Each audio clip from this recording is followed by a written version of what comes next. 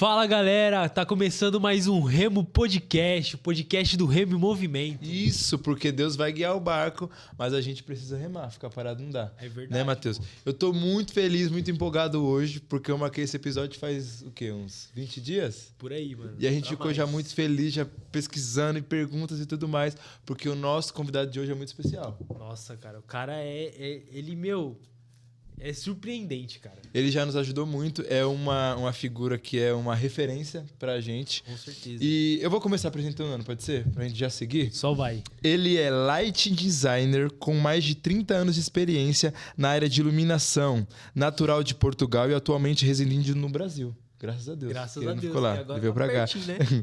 Com uma vasta experiência com iluminação cênica, ele é conhecido por seu trabalho como lighting designer na Paz Church São Paulo, que a gente ama. É uma das maiores igrejas do Brasil. Ele também é consultor de iluminação cênica para outras igrejas e empresas por todo o país. E, além de tudo, ele é escritor. Ele lançou recentemente o livro Luz e Adoração, a arte da iluminação nas igrejas. Seja muito bem-vindo, Amândio Costa. Muito obrigado pelo convite, desde já. É um prazer e uma honra estar aqui, podendo contribuir um pouco com aquilo que eu sei para a obra do reino. Graças a Deus. Sim, eu estou muito feliz de receber o Amândio aqui, mas antes da gente chegar nesse assunto de luz, que a gente já de iluminação, que a gente tem muita coisa para falar, eu queria saber um pouco do Amândio Costa. Quem é Amândio Costa? De onde que veio Amândio Costa? Ora bem, eu vim do Porto, de uma das maiores cidades de Portugal. Acho que é a segunda maior, Lisboa, e a seguir é o Porto. Sou uma pessoa extremamente bairrista, amo a minha cidade, amo o Futebol Clube do Porto. Não ligo muito a futebol agora atualmente, mas eu gostava muito de ver. Comecei na iluminação com 15 anos. Uou. Nessa altura foi muito engraçado porque eu tocava bateria numa banda e o que é que acontece? Numa das férias escolares, o meu pai trabalhava numa locadora de som e luz e convidou-me. Não estás a fazer nada, porque é que não vens comigo? Eu aceitei. E assim, foi amor à primeira vista. Dessa forma eu larguei tudo, larguei de tocar, não quis mais. Isso com 15 anos, e naquela altura eu já disse, é isto que eu quero fazer para a minha vida. Ou seja, eu encontrei realmente aquilo que eu amava, a minha paixão, com 15 anos. Normalmente é uma idade em que uma pessoa anda meio perdida, não sabe o que quer e isso. E eu, na verdade, com 15 anos eu encontrei-me, e até hoje eu nunca tive outra profissão, nunca fiz mais nada e amo o que eu faço.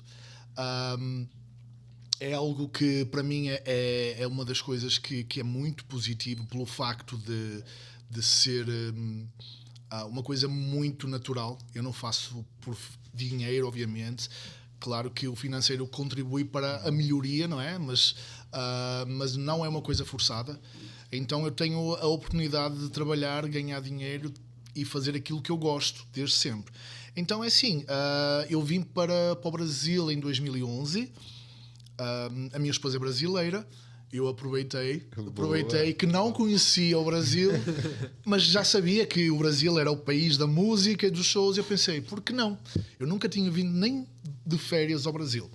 Então foi assim, foi com cara e coragem e vamos embora. Tipo, vende tudo e pega nas malas e bora. Tem um monte de brasileiro indo pra Portugal, E eu troquei. Trocou. Eu fiz exatamente mesmo. Portugal, pro Brasil.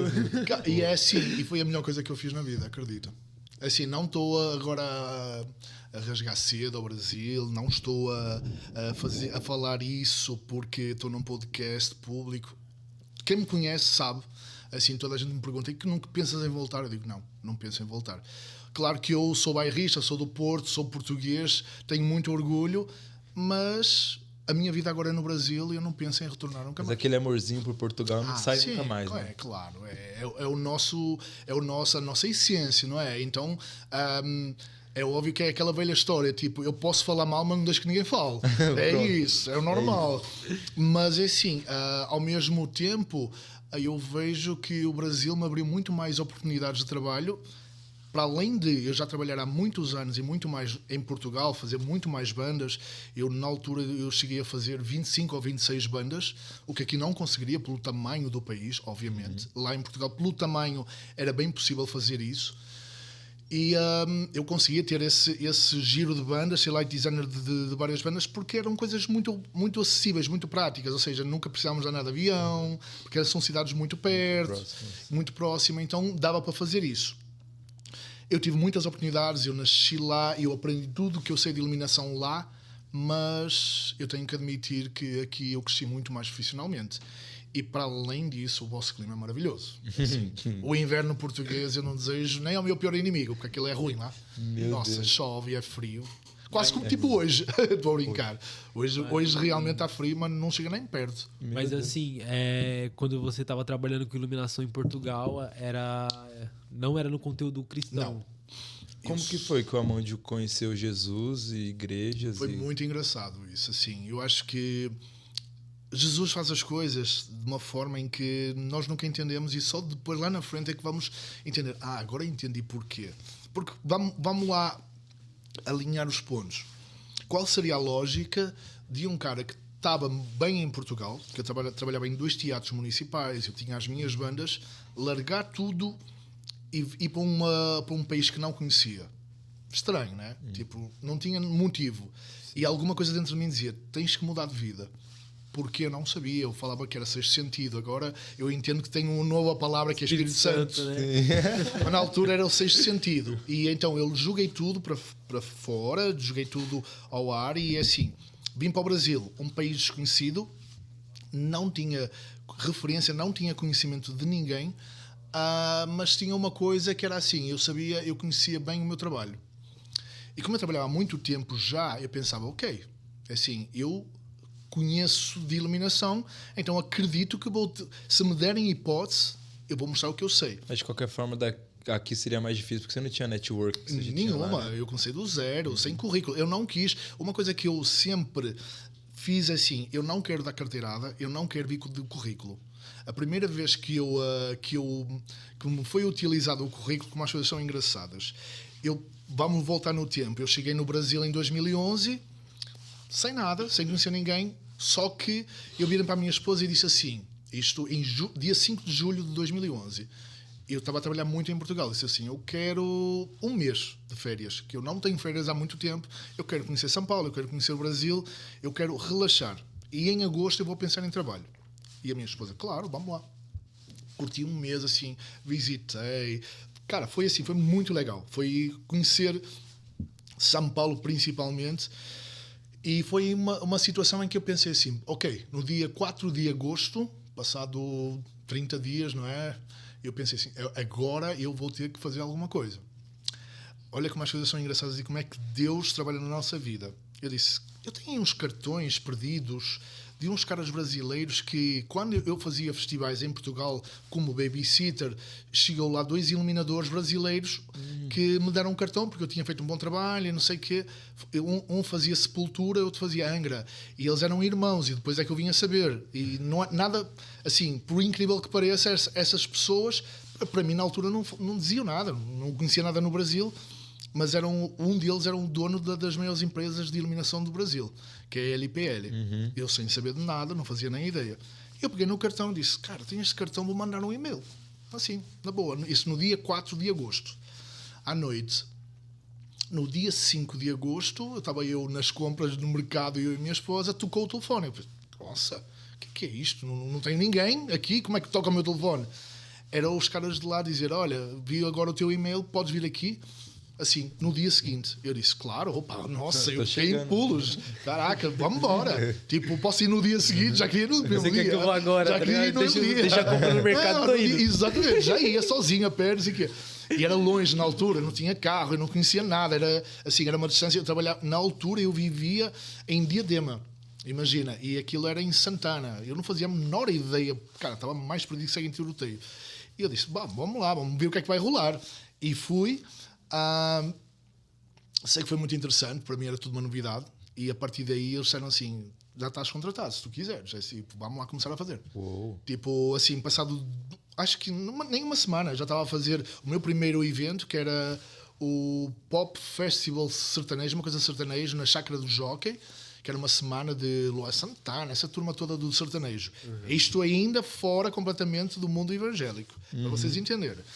Aí começou a andar, começou a bombar, comecei a fazer muitos eventos, comecei a fazer turnés, fiquei a fazer Lollapalooza com eles, fiz Eric Clapton, Rihanna, Guns N' Roses, ou seja, foi assim, tipo, eu tive um crescimento profissional muito rápido e é assim, só que o que é que estava a acontecer? Parecia muito bom e era muito bom, só que eu estava com 35 anos, acho eu, e eu já não tinha aquela vontade, força física quando eu tinha 20. E então aquilo nós sabemos que é muito trabalhoso, é muito custoso, é montar, é assim, não era chegar lá e operar, não era isso, era montar o equipamento, etc.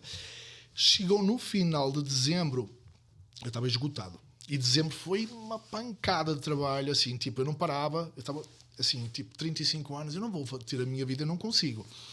Nós fomos tirar férias. Ainda, em 2011. Isso tudo no mesmo ano. Exatamente. Isto em dezembro de 2011. Estamos a falar que eu fiquei esgotado em 4, 5 meses. Tipo, eu já estava...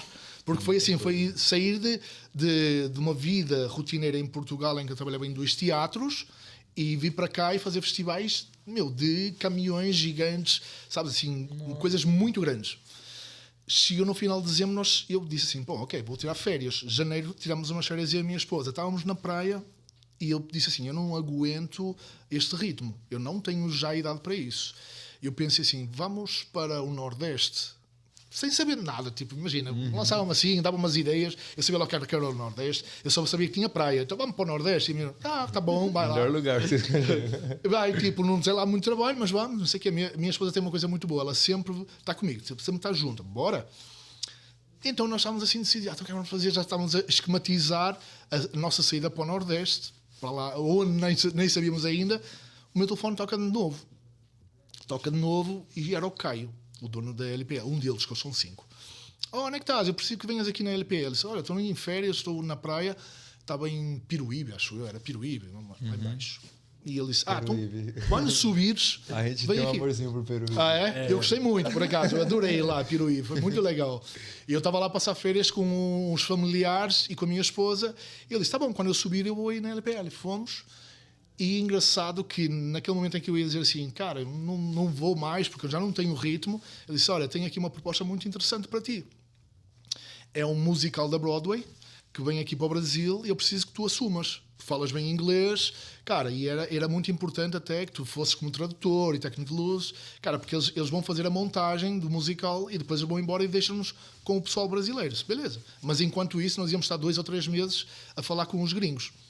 E eu, como falava bem inglês, então foi uma das propostas. Beleza. Era assim, tipo, era no Teatro Bourbon, no Shopping Bradesco, não é? Shopping Bourbon, Teatro Bradesco. Teatro Bradesco. Ia ser uma temporada de quase 11 meses lá, com um musical de Priscila, a Rainha do Deserto. E era assim, era estar lá, tipo, quinta, sexta, sábado e domingo. Cara, o cachê era muito bom e eu ficava lá sentado a operar.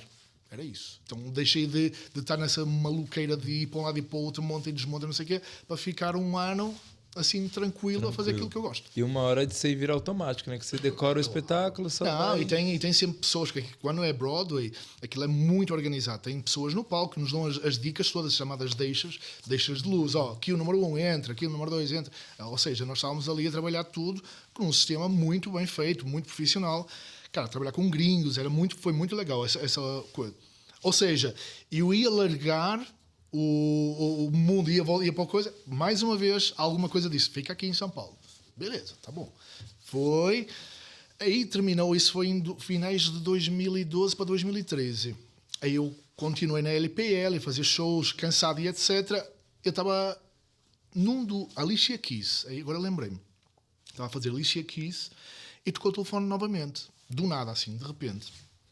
Eu olhei aquilo, o que é isto? Vim cá para fora, porque estava no soundcheck. Vim para fora, atendi o telefone e eles disseram, olha, aqui é uma empresa de RH, nós queríamos... vimos o seu currículo. Eu disse, viram o meu currículo? Imagina como é que as coisas são loucas. Eu, qual currículo? Como assim? Eu não mandei currículo para ninguém? Eu não te mandei? Como assim? Exatamente. Tipo, não, você tem o seu currículo no LinkedIn. Eu tinha mandado aquilo em Portugal, cara. Nem lembrava que tinha mandado aquilo. Currículo super desatualizado. Uma loucura. Eu digo, meu Deus do céu. Tá. Estamos a falar de que empresa? Eu já estava com vontade de dizer, não quero. Aí ela disse, é para vendedor técnico. Eu não fazia a menor ideia do que era vendedor técnico. Vendedor, não. Mas uma empresa, o que me chamou a atenção foi isto. É uma empresa dinamarquesa de uma marca chamada Martin, não sei o que. Opa, Martin. Ela, isso mesmo, Martin, é isso mesmo. Com um símbolo amarelinho, um triângulo, isso mesmo. Eu sou fã da Martin, sempre fui. Era assim, eu nasci na iluminação com os Mach 500, Mach 600. Assim, para mim é assim, tipo, o quê? Eu vou ser da Martin? Caraca, não, opa. É logo aquela... Quando é que vamos fazer a reunião? Quando é que vai ser? Posso ir agora? Tipo, era quase isso. Aí ela disse, marcamos a entrevista. Fui lá, passei, não é? Passei, então houve uma feira, porque o que é que estava a acontecer? Até hoje ainda está. A Martin foi comprada pelo grupo Harman, que é da JBL, da Crown, da Suncraft, e a Martin, essa marca de luz foi comprada pelo grupo. E eles precisavam de um especialista no Latam, na América Latina.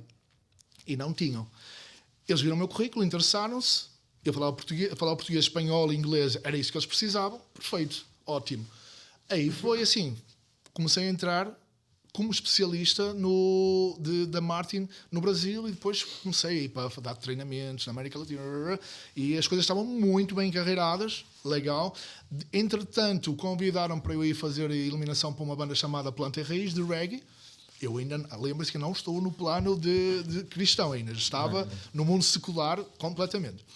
Estava a fazer as duas coisas, trabalhava para caramba, era assim, tipo, durante a semana era escritório ou viajar, ao final de semana fazia Planta e Raiz. Até que, numa das feiras, que eu não tenho a certeza se foi uma AIS, se foi uma Expo Music, não lembro, sei que foi no Expo Center Norte, eu estava lá como especialista da Martin, lá com as mesas, e veio um jovem ter comigo. Oi, tudo bom? Apresentou-se, começámos a falar, mas era assim, isso era corriqueiro. Tinha milhares de pessoas que passavam pela feira e falavam comigo, nem decoravam os nomes. Mas aquela pessoa, nós tivemos uma ligação muito legal. Ele chama-se Tiago Vendrasco. Ele era filho de pastor de uma das igrejas Past Church de Palmas. Olha como é que as coisas já começam a encaminhar. Nossa. Só que ele estava em Palmas, não em São Paulo. Ele falou-me, quando fores a Palmas e não sei o quê, passa pela minha igreja, vou-te mostrar a igreja do meu pai. E assim foi.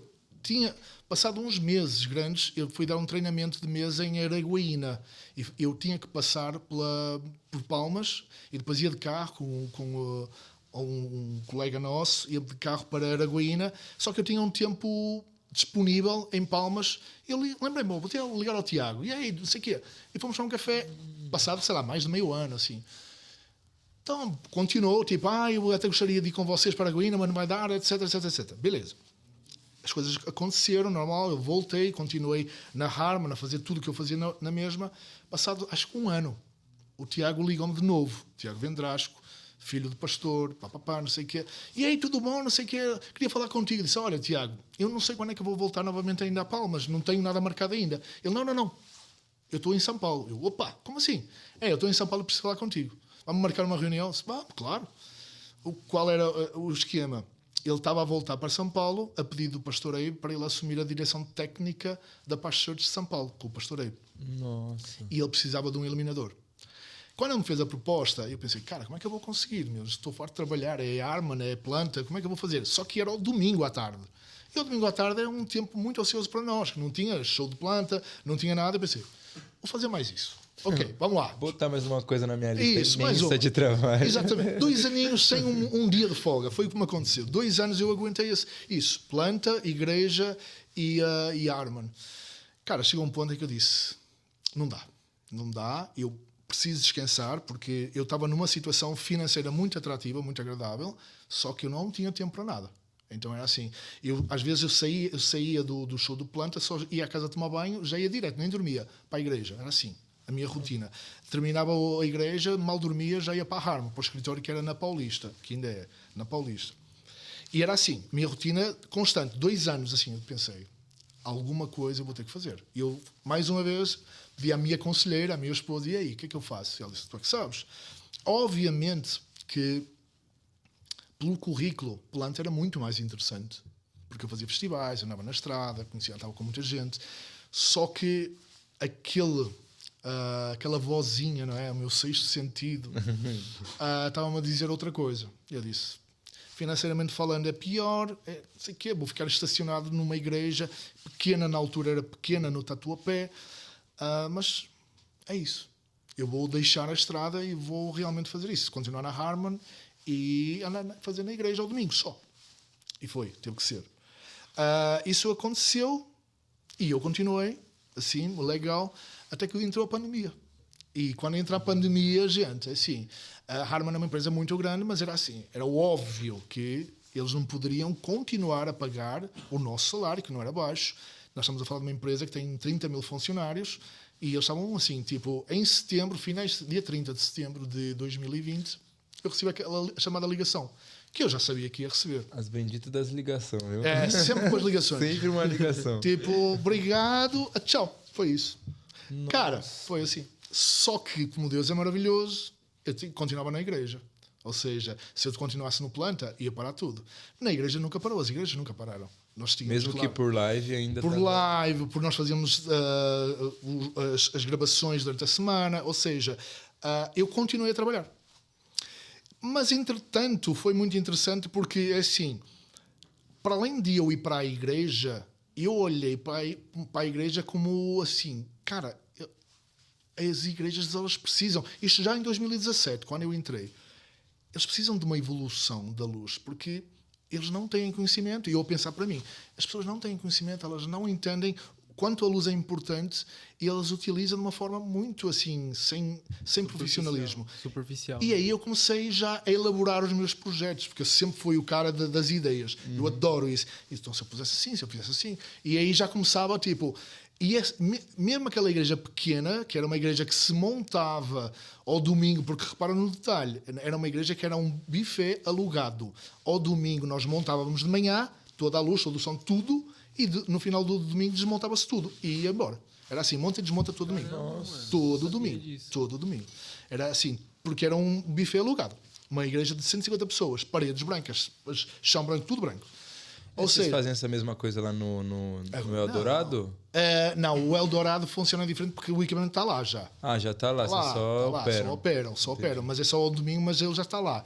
Diferente da primeira igreja que nós tínhamos que levar o equipamento, montar e desmonta, mete no caminhão e vai embora. Já aconteceu tipo de dar algum erro no meio, montou errado e... Sim, mas Deus é maravilhoso.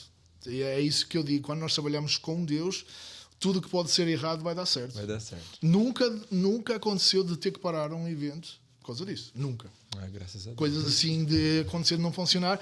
Isso dá-nos aquele jogo de cintura que é tipo, ok, não funciona um, mas funciona outro. Então, é isso. E foi muito interessante porque até então nós víamos, acho que foi 17, 18, 19, 20, exatamente, 4 anos nessa realidade. Monta e desmonta. Mesmo assim, nós nunca deixávamos cair a peteca. Nós trabalhámos com poucos equipamentos, mas sempre com capricho. Então era assim, nós sabíamos que não podíamos fazer acabamentos muito bonitos porque passado umas horas íamos desmontar tudo. Nós pensávamos que pôr LEDs na parede não dava. Ou seja, nós tínhamos muitas limitações, mas nós tínhamos ideias e capricho. É aquilo, né? Fazer o melhor com o que você tem agora. Para quando tiver melhor, fazer melhor ainda. Isso do Mário Sérgio Cortella é maravilhoso. Então era essa a nossa regra básica. Nós vamos fazer as coisas da melhor forma possível, porque quem nos vem ver, ninguém tem culpa disso. Então, o que é que nós fazemos? Eu muitas vezes ia para lá virado. O Fernando, que era um parceiraço, que até hoje ainda estamos juntos, que é da empresa Santa Lux, ainda hoje ele está lá, porque nós optámos por não comprar os equipamentos. Lá na Paz Church de Tatuapé não é comprado, é alugado ao Tudo Fernando. Alugado lá? Tudo alugado de luxo. Porque assim, o Fernando foi aquela pessoa que na hora do vamos ver ele também esteve junto. Ou seja, e para além de, claro que a igreja pensou nisso também, para além de ser um excelente parceiro, ele também faz a manutenção, que é uma coisa maravilhosa, ou seja, nunca falha nada. Nós temos moving lights de reserva. Qual é a igreja que tem moving lights de reserva? Nós temos debaixo do palco 6 moving lights de reserva. Tipo, há igrejas que não têm 6, nós temos 6 de reserva. Lá deu para troca na hora. Tipo, então é isso. Ele tem um acordo de manutenção constante. Tipo, ainda ontem estava uma par LED do nosso aquário que não funcionava, já foi trocado na hora. Tipo, já troca. E então isso é muito bom. Nós nunca deixamos que a qualidade dos nossos cultos caiam por causa disso também. Isso parece que não, mas a longo prazo vai ficar muito mais caro, obviamente. Mas pensando em tudo, É uma das formas que as igrejas têm de não fazer um investimento inicial tão grande e, ao mesmo tempo, ter uma qualidade sempre mantém-se. Claro que tem que ter uma empresa que seja uma empresa boa, confiável, que tem que ter bom equipamento, senão também não adianta, não é? Mas nós temos isso, graças a Deus, até hoje. Ou seja, nós estamos com o Fernando, ele está connosco já desde 2017. Até agora, vai fazer 9 anos, não é? 19 anos já. Então, é assim, foi uma coisa que nós sempre pensámos em grupo. Sempre pensámos em grupo. Ou seja, dessa forma, não é tipo o que é mais importante para a luz, ou para o som, ou para o LED. É o que é importante para a igreja. Então, é isso. E dessa forma nós conseguimos manter até hoje um padrão que gostaríamos de manter. Não sei se vai manter, porque nós estamos com outras igrejas em mente, já vamos abrir outra. Como é que vai ser esse novo formato? Ainda não sei também, não sou pastor, mas gostaria muito que fosse também o Fernando a dar esse suporte, porque ele é fundamental. E foi assim, foi uma viagem até agora assim, de muitas tribulações, claro, tipo, eu nunca esperava, nunca foi nada planejado, nunca foi nada assim de pensar, caraca, gente, eu conseguia prever isso no passado. Nunca foi. Nunca foi. E aí foi nessa igreja, nesse buffet alugado, que o Amandio conheceu Jesus e falou assim... Não, também não. Ainda não? Não, ainda não. Aí, Caramba, mano. eu estive de 17 até 2022, por teimosia, porque outra coisa muito interessante, o pastor Abe sabia que eu não era cristão. Melhor dizendo, eu era cristão, só que era católico, não praticante. E ele nunca se importou. Ele disse, é cristão, está tudo bem, ele confia em Cristo. Sim, claro. Eu não sou evangélico só. Não, tudo bem. Então ele nunca ninguém me forçou para dizer assim, não, tem que ser. E eu sempre trabalhei da forma profissional. Nunca fui voluntário, nunca fui assim. Eu já entrei como profissional a fazer isso. O que é que acontecia? Em Portugal é muito mal visto as igrejas evangélicas por algumas coisas que aconteceram aqui no Brasil há uns anos atrás, que foram expostas em vídeos de pastores conhecidos. Acabou chegando lá. Chegou lá essa parte ruim. Então nós olhámos para as igrejas evangélicas como as igrejas reteté que só sabem roubar dinheiro dos fiéis. Era isso. Sim. E eu pensava exatamente o mesmo. Tá? Daí, quando eu entrei, pensei, eu vou encontrar aqui o rabo do gato, porque assim era muito bonito para ser uma coisa normal, porque a igreja de Paz Church, ela parece que não, mas ela é maravilhosa nesse aspecto, porque ela vive daquilo que ela realmente prega. Então não é isso como de uma pessoa que se converteu por causa disso. Ela não é aquelas igrejas que quando fala em cima de um palco fala de uma coisa e quando na vida normal é outra. É exatamente a mesma coisa que é falada em cima do palco, é mantida. E eu achava isso muito estranho. Que é assim, aquela velha expressão, quando esmola muito, o pobre desconfia. Eu achava muito estranho. Eu lembro de uma situação que foi assim, isto no antigo buffet, em 2019, 2018... O pastor Abe era bem pequeno, eu sentava-me na frente de cima com uma case de moving lights com a mesa, porque aquilo era tudo assim, bem arcaico. Eu punha uma case, metia a minha mesa e fazia a luz dali, assim, à beira da porta, do lado da porta. As pessoas entravam aqui e olhavam para mim. Era assim. E o pastor Abe entrou, assim, bem apressado com o livro dele e foi para uma das alas para ir para a coisa. Ele chegou e eu estava sentado assim a olhar, olhei, e eu vi que ele parou e voltou. Eu pensei, deve ter esquecido o celular no carro, alguma coisa assim. Passou-me na cabeça que ele devia voltar no carro. Ele veio ter comigo e deu-me um abraço. Tipo, desculpa não ter cumprimentado. Eu, nossa, e estamos a falar de alguém que não pagava dízimo, não era voluntário, ou seja, não havia interesse nenhum dele fazer isso. Ele fez isso porque realmente sentiu de Deus. E isso tocou muito. Disse, caraca, até hoje não esqueço. Ele não tinha nenhuma necessidade. E ao longo dos anos eu passava os meus domingos a pensar, cara, não é normal, o pastor Giovanni tão bondoso, o pastor sabe, ou seja, era muito estranho para mim essa bondade, não... E cara, chegou a um ponto eu disse, não, é real. Em 22 eu disse, eu agora quero conhecer aquele Deus que eles vivem. E eu disse, vou-me converter. E foi assim, nunca ninguém forçou nada, senti no coração, eu disse, eu quero me converter. Cheguei perto do meu discipulador, que agora que na altura era o meu diretor técnico, Eston Delgado, e eu disse, Eston, tem aqui uma coisa que eu queria falar contigo. Ele ficou assim até meio assustado. O que é que aconteceu? Eu disse, cara, eu queria me converter. Ele, como é que é? Estamos a falar passado 7 anos. Como é que é? Eu disse, é isso aí. Mas tem 2 situações que eu preciso de explicar que eu não vou trocar. Ele, como assim? Eu disse, para isso acontecer eu preciso que sejas o meu discipulador e segundo, eu não vou deixar de beber vinho. Ele, não, mas aqui ninguém proíbe beber. Eu sei, mas eu sou português, eu adoro beber vinho às refeições, principalmente ao jantar. Não tem nada a ver isso. Tipo, as pessoas não podem exagerar. Tipo, o primeiro milagre que foi feito foi transformar água em vinho. Ou seja, desde que a pessoa saiba. E eu, como latino europeu, disse, cara, eu não posso deixar isso. E ele disse, não, fica tranquilo em relação a isso. E foi assim, foi uma das coisas que eu aprendi a amar, assim, vivenciando aquela realidade aos domingos e disse, cara, eles são assim, fora de normal. É uma igreja que até hoje eu continuo a dizer, é outra coisa, é uma realidade assim, é muito amor lá dentro. A Paz Church é uma igreja que a gente admira demais, justamente por essa diferença que ela tem de outras igrejas. Eu achei interessante a parte do Amande, eu lembrei até daquele versículo que diz, conhecereis...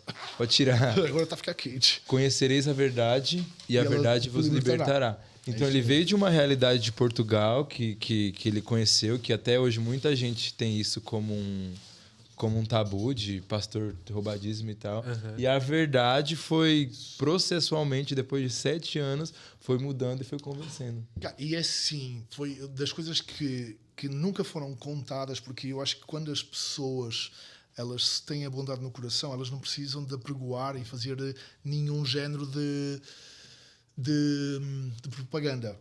E aí o que é que aconteceu? As histórias que eu ouvia contar do pastor Abe eram incríveis. Assim, ele doou toda a fortuna, ele e os pais e a família. Em vez de ele se aproveitar da igreja para ganhar dinheiro, ele fez o contrário. Ele doou toda a fortuna que ele tinha. Ele era multimilionário. A mãe dele era bilionária. E assim, eles pegaram em tudo e disseram, isto é para a igreja. Tanto é que o Paz vem do Projeto Amazónia, não é de paz. Projeto Amazónia, o que é que acontece? O irmão dele, o pastor Lucas, que é um dos irmãos mais velhos, que era o discipulador do pastor Abe, de um momento para o outro ficou realmente quieto. E aí o que é que acontece? Foi muito interessante conhecer a história, porque eles mostram que para quem se quer converter na paz, eles contam depois, o Café com o Pastor, eles contam toda a trajetória de como é que... A história da igreja. Da igreja e como é que existe o nome Paz, que é do Projeto Amazónia. Então eles pegaram em dinheiro, começaram a construir barcos hospitais, a investir tudo em igrejas na região ribeirinha do Amazonas para converter as pessoas ao cristianismo. Ou seja, por isso é que tem, acho que são quase 900 igrejas, uma coisa assim, por causa disso, porque eles converteram muita gente. E, por exemplo, a igreja de Santarém é de 60 mil pessoas. Imagina uma igreja com 60 mil pessoas em Santarém. É em Santarém, não é? Na São Paulo. É gigantesco. Nossa. E isso é uma coisa que, assim, cara, quando eu comecei a saber essas histórias, assim, não contadas pela própria pessoa, porque aí nós pensávamos, ok, não, são contadas por terceiros sobre a pessoa do pastor Abe, da família Uber, e caraca, gente, é incrível essa bondade que existe, assim, foi assim, tocou-me realmente no coração. E a minha conversão, depois de conhecer todos os pastores, conhecer toda a igreja, assim, do backstage, não conhecer aquilo que as pessoas veem ao domingo, conhecer tudo e dizer, cara, é isto que eu quero para a minha vida. Então, sem dúvida que foi assim. Foi Deus a trabalhar em mim durante tantos anos, a trazer-me para o Brasil, a levar-me para o lugar certo, a conhecer o Tiago Vendrasco, a propor-me para eu fazer aos domingos. Ou seja, para eu chegar neste momento e dizer, cara, foi a melhor coisa que eu fiz. Deus foi encaixando as coisas do jeito certinho. Literalmente, chegar tipo lá assim, eu vou pro Nordeste. Não, calma aí. Não, você vai ficar aqui em São Paulo, porque aqui em São Paulo tem uma coisa pra você, mano. É incrível. Isso é muito bom. Inclusive, eu recomendo muito para você que não conhece a Paz Church a passar a conhecer, porque desde de canal no YouTube, desde achar uma congregação da Paz Church, e a gente gosta muito de ir na Dona Alia Franco, vira e mexe, a gente tá por lá. Que legal. Aí enche o saco da mãe e fala, mãe, por favor. Não quer encher o saco. Não, depois depois a gente vai gravar se puder, né? A gente vai gravar um vídeo lá. Claro. Daquele jeito lá. Com certeza. Daquele tour lá que a gente Claro. fez pela igreja, que isso é louco. Igreja é sensacional, cara. É, porque lá tem uma organização diferente. É igual aquilo que você falou. Eu trabalhei com os gringos e é totalmente diferente a organização. E a gente já foi em algumas igrejas, mas quando a gente foi na Paz Church, a gente sentiu indo na igreja dos gringos. É totalmente diferente. É uma organização, uma excelência, tipo... E sabes o que eu acho mais interessante no meio disso tudo? É que assim, nós já fizemos essa tour aos Estados Unidos por causa disso. Isto já acontecia antes de nós irmos lá. Ou seja, lá só foi a confirmação daquilo que nós estávamos a fazer bem feito aqui. Porque uma coisa é dizer assim, putz, nós trouxemos de lá isso tudo e agora nós mudamos. Não. Desde o início que tudo começa com a palavra capricho. Então é assim, eles não... isso que é muito interessante, o próprio pastor Essen fala isso, que eu agreguei muito com o meu conhecimento do mundo secular, foi muito interessante porque eles, ao contrário de muita gente, eles aceitaram muito bem isso, tecnicamente, do meu conhecimento de fora. Então eles quiseram aprender. E é assim, claro, eu venho da Europa, e nós trabalhamos muito assim, nós não gostamos de trabalhar na corda bamba. Eu acho isso triste, eu acho isso, assim, pouco ético, pouco profissional. Eu gosto sempre de ter backup do backup. Então, tudo para mim tem que ter isso. Então, é assim, por isso é que até, inclusive, eu propus que ficasse uma empresa lá com a iluminação. Porque eu já sabia como é que iria acontecer. Se comprassem, cara, iria dar um problema no Moving Light, ele não ia ser trocado na hora, eu não iria subir uma escada, ou seja, ele ia ficar ali meses e meses e meses, e agora isso não acontece. Eu já previa isso. Então, o que é que eu propus? Não, vamos fazer assim. Só que, quando nós fomos em setembro passado para os Estados Unidos e conhecer Lakewood, Life Church, Bethel não, desculpa, Elevation, Victory, fomos a várias igrejas nos Estados Unidos e isso foi uma coisa assim que eu disse, cara, nós estamos no mesmo padrão. Claro que em tamanho pequeno. Mas nós estamos nesse padrão das pessoas chegarem e verem assim, tudo muito caprichado. Somos nós que chegamos com 2h30, 3 horas de antecedência. É a banda que ensaia, tipo... Ainda ontem, eu cheguei na igreja às 5 da tarde. E normalmente nós combinamos às 6, eu cheguei um pouquinho mais cedo. Quando eu cheguei já estava lá o Danny a arrumar os cabos. E o culto é às 8h30 da noite. Às 8h30. Então às 5 da tarde já estava lá. E eu cheguei, nós começámos a ver coisas, ou seja, deu tempo de nós trocarmos a parla que estava com problema, etc.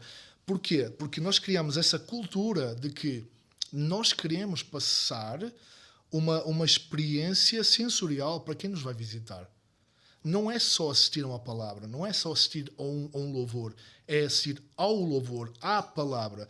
Tudo que envolve isso é luz, é o ar-condicionado, é a cadeira, é o perfuminho que eles colocam lá para as pessoas sentirem o cheiro, é o perfume que eles colocam no carpete para ficar bonito. Ou seja, isso é mais do que a maior parte das igrejas fazem. E é assim, se nós fôssemos a pensar... Nós deveríamos seguir o rebanhinho, não é? Vamos ser iguais. Porque lá nos Estados Unidos eles fazem, mas nos Estados Unidos, aqui ninguém faz isso. Então vamos ser iguais. Nós nunca pensamos dessa forma.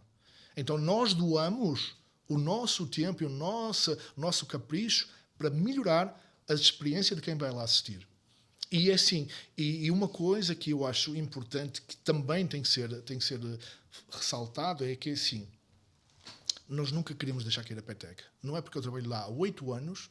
que eu agora posso dormir à sombra da bananeira. Muito pelo contrário, a minha responsabilidade é dobrada. Então é assim, para quê? Já estou assim, toda a gente já me conhece. Não. Muito pelo contrário, nós queremos fazer cada vez melhor. Eu penso assim, eu não posso desiludir o meu pastor, eu não posso desiludir a minha congregação, que agora é minha. Eu não posso desiludir o meu Deus, que me colocou aqui. Então é assim... Lendo a Bíblia, tendo essa experiência de saber que no tabernáculo era tudo muito detalhado, tudo muito perfeito, eu penso, cara, ele já nos cantou a bola, ele já nos disse como é que ele quer ser. Ele fala na Bíblia, eu não quero pessoas mornas, eu cuspo as pessoas mornas. Então, eu não posso ser isso. E isso fez com que a minha visão fosse assim, cara, se eu tiver que doar até do dízimo, é óbvio, mas, por exemplo... eu preciso de colocar um computador na sala 2 e porque... não sei o quê. Eu cheguei na segunda-feira e comprei um. Não é que a igreja precise. A igreja não precisa. Tanto é que eu pedi um computador e uma mesa para a sala 2, eles, um Alienware. Só que foi assim, vamos pôr um Alienware na sala 2, cara, ela vai ficar aberta. Eu comecei a pensar, imagina que alguém... Isso acontece, porque a sala 2 é em baixo. Sim. E eu estava a programar... As crianças lá, né? Não, e não é só crianças. Eu estava a programar num domingo, cá em baixo, na sala 2... É um domingo, e eu fico lá no domingo, eu chego lá tipo 7h30, 8 horas e fico lá até quase 10 da noite. Eu não volto para casa, que eu sou de São Bernardo do Campo. Então não dá tempo, é muito gostoso. Eu almoço por lá. E eu tinha acabado de almoçar, eu saí da sala 1, desci para a sala 2 para programar, que nós agora já colocámos já o nosso projeto. Eu estava lá sozinho, tudo apagado, eu só a programar na mesa, abri uma porta e era um cara, do nada, tipo, oi, tudo bom? Onde é que é os pedidos e achados? Eu não, os pedidos achados ali, eu achei estranho. Espera aí, eu saí com ele, estava vazio. Pensei, caraca, imagina que acontece isso. Nós temos câmaras, obviamente, temos toda a segurança. Mas, cara, ia dar um problema. O cara podia pegar um computador, meter debaixo do braço e era um Alienware. Cara, caríssimo. Caríssimo. Eu pensei, não, eu não vou dar essa bobeira. O que é que eu vou fazer? Eu vou pegar nesse computador, vou lá para cima e vou trazer um computador mais barato cá para baixo. Só que assim, eu pedi esse computador para eles. Eles agora já me deram. Eu vou pedir um novo computador? Ah, não, agora é a minha vez. Eu cheguei, comprei um computador, coloquei mais lá em baixo. Ou seja, eu poderia fazer, pensei melhor. Não, eles cumpriram a palavra deles, eu vou fazer a mesma. Trouxe um computador mais barato cá para baixo e está lá. Agora vamos ter um cabo de aço, não sei o quê. Porque engraçado é que no Alienware nem aquele suporte para o cabo de aço ele traz. Ou seja, ele é tão assim que ele não tem aquele buraquinho para metermos o cabo de segurança. Aí complica a vida, né? E aí, assim, isso para quê? Para dizer que nós doamos, para além do nosso tempo, nós doamos as coisas porque é para o reino. Eu estou a fazer isso, claro, por gratidão ao nosso Deus e também por gratidão à igreja que me acolheu nos momentos em que eu não tinha emprego, que eu saí, eles continuaram a pagar, fizeram tudo certinho e bonitinho. Ou seja, aqui é uma situação em que eu penso, em momento algum eu vou abandonar esta igreja.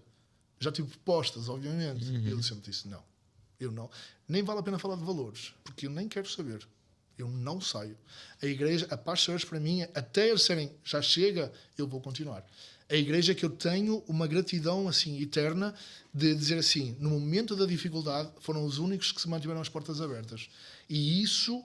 graças à atitude de pastor Abe, de todos os pastores envolventes, pastor Essen, Giovanni, obviamente Sabá, são pastores que, assim, para mim são referência de homens de Deus até hoje e nunca me desiludiram. Cara, porque é isso que se trata de trabalhar numa igreja, é viver uma realidade espiritual. Não é... Tudo bem que nós olhamos para uma igreja, como nós estivemos na Life Church lá nos Estados Unidos, e aquilo é uma empresa, gente. Vocês não imaginam como é que aquilo funciona durante a semana. É uma empresa autêntica, com escritórios. Cara, é uma coisa assim gigante e maravilhosa de se ver. Cada um tem o seu escritório, é uma coisa assim maravilhosa. Mas eu vi ali uma empresa. Muito bem feita, muito bem equipada, muito bem... O culto deles é maravilhoso, só que durante a semana aquilo é uma empresa.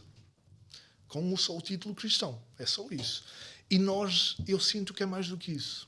Eu sinto que na Paz Church as pessoas não se tratam como diretoria, não se tratam com cargos, tratam-se com amor. Então, nisso eu pensei, caraca, nós estamos mais evoluídos. Nós estamos muito mais evoluídos. Nós estamos à frente. Nós estamos à frente porque nós lidamos com claro, é uma empresa, nós temos que pensar, eles pagam salários, etc. Mas, assim, há muito amor envolvido ali. Há muito respeito. Cara, em 8 anos de trabalho eu nunca tive uma discussão, uma briga, alguma coisa. Nunca vi ninguém brigando. A House Mix, se vocês virem, nós trabalhamos todos assim em parceria. Não tem aquela história do ego. Eu vou dar carteira. Não existe isso. Existe assim, tipo, toda a gente trabalha para o bem comum. É para o reino. O técnico de som pergunta, e aí, o que é que tu achaste do som? Cara, lindo, maravilhoso. E aí, o que é que tu achaste do top e não sei o quê? Se tivermos que criticar, criticamos. Dizemos, cara, não achas que está um pouquinho baixo, não sei o quê? Ou então está um pouquinho alto. Isso, mas com muito carinho, com muito cuidado. E eles não levam isso como uma crítica para magoar, destrutiva, né? mas sim construtiva. Para construir. Sim. E isso é muito legal. Isso é perceptível. A gente vai lá, a primeira pessoa que atende a gente na porta já é diferente, a segunda já é totalmente diferente. E eu tive a oportunidade com a minha esposa, eu queria muito levar o Matheus em um life group. E aí é totalmente diferente. Você pega algumas pessoas chamam, em outras igrejas chamam de células, né? E lá a gente descobriu a cultura do elogio. É isso aí. Fala um pouquinho dessa cultura pra gente, que eu acho isso magnífico, que brilha meus olhos. Nós temos uma coisa que foi nos ensinada pelo pastor Abe e que é, assim, na psicologia é maravilhoso. Tu nunca consegues desarmar alguém se tu não começares com elogios. Se tu começares com a crítica, a pessoa automaticamente se blinda, já se protege e tudo o que tu vais falar... Coloca aquela armadura. Exatamente, ela já fica assim. Então como é que tu consegues fazer com que a pessoa seja receptiva à tua crítica? Tu começares com 1, 2, 3, 4, 5 elogios e no final dizeres, de uma forma carinhosa, dizer assim, cara, mas olha, e aquela situação em que... Será que tu não conseguirias melhorar? Tu já estás tão de boa, tão desprotegido, porque tu estás assim tão tranquilo com aqueles 5 elogios, que tu vais pensar, ele não me quer fazer mal, pelo contrário. Então tu dizes, mesmo.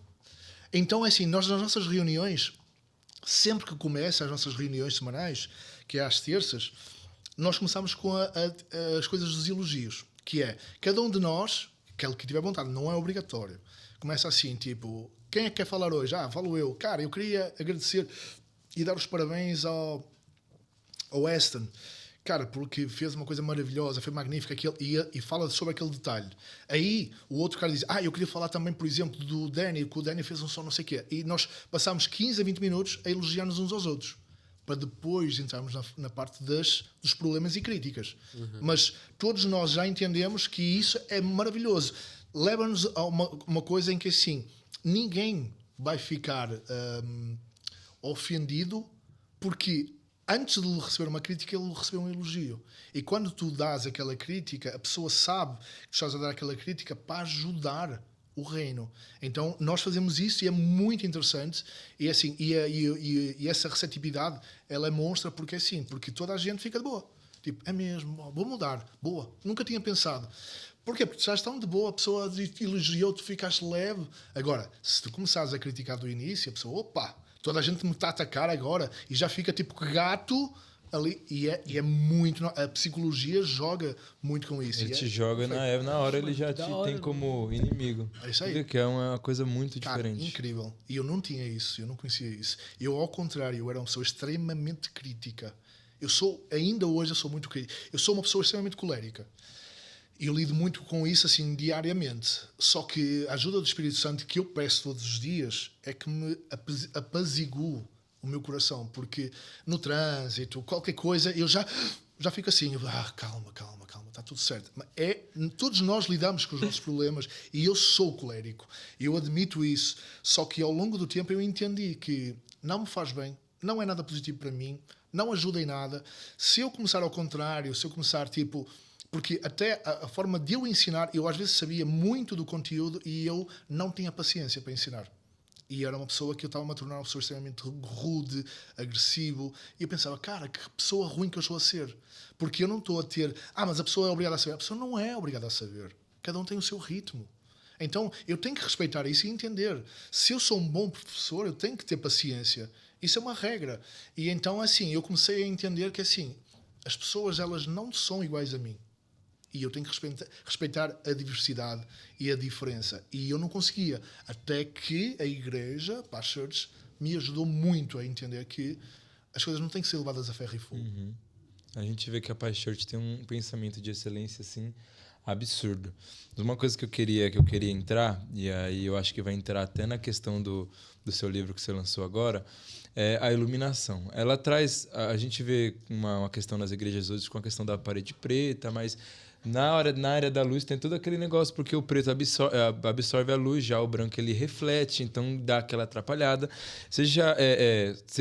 Eu queria que você falasse um pouco sobre isso. A luz, você consegue pregar com a luz? Se você já viu alguém que foi tocado, que a luz ajudou a criar aquela atmosfera para a pessoa... Então, tipo, seria assim, tipo como se fosse um time. O som vai transmitir a voz e a luz vai fazer aquele clima para a pessoa poder entender melhor a mensagem. Eu sempre considero que a luz é uma pintura que tu desenhas consoante aquilo que tu vês no palco. Então é assim, para além de nós utilizarmos a teoria e a psicologia das cores, que é algo que o mundo, para além do evangélico, conhece, não é novidade nenhuma, nós temos que entender que a luz, ela tem, dentro de nós, ela tem informações subliminares.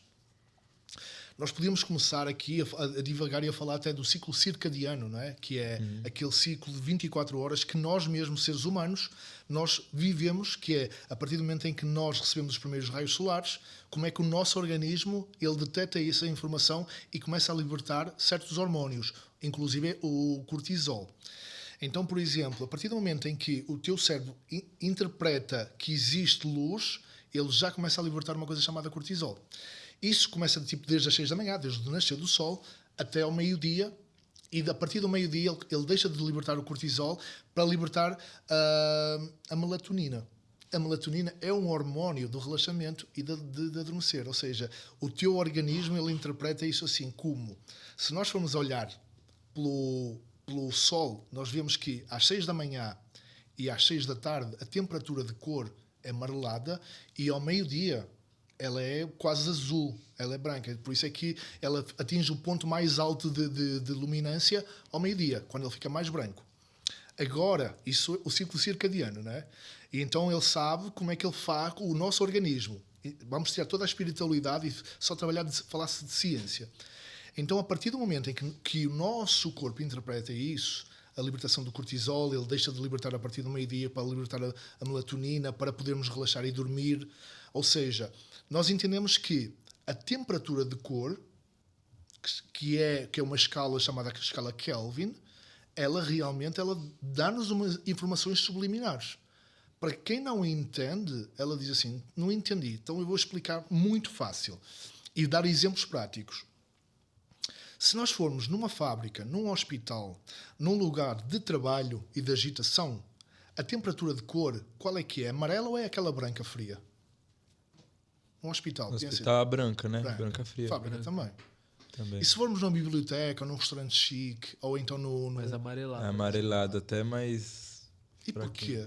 Exatamente porque o nosso corpo está a interpretar, a nossa retina interpretou a informação que, quando eu estou perante uma luz amarela, branco-amarelo, branco quente, não é? Falando tecnicamente, de 2600 Kelvin a 3400, eu estou em relaxamento.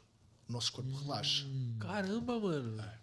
Tá fazendo sentido na Nossa, minha cabeça mano. agora. Agora eu entendi, tipo, porque, assim, ó, às vezes eu mexo na iluminação lá da minha igreja também. E eu nunca entendia por que tinha a luz amarela e a luz branca nos movies, sabe? E agora pensa assim, continuando, e tu vais dizer, caraca, que louco. Olha só como é que funciona o nosso dia-a-dia. Essas mensagens subliminares, elas entram, nós absorvemos e nunca reparamos. Tu vais num restaurante, um Fasano da vida, um Terraço Itália, a temperatura de cor é uma temperatura amarela.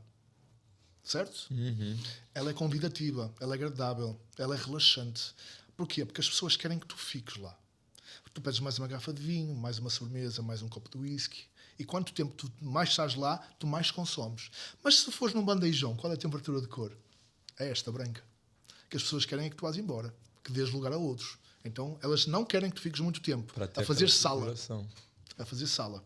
Então, tu repara que uma luz branca, ela torna-se desagradável aos nossos olhos. Porque ela emite informações subliminares que tu tens que estar em movimento.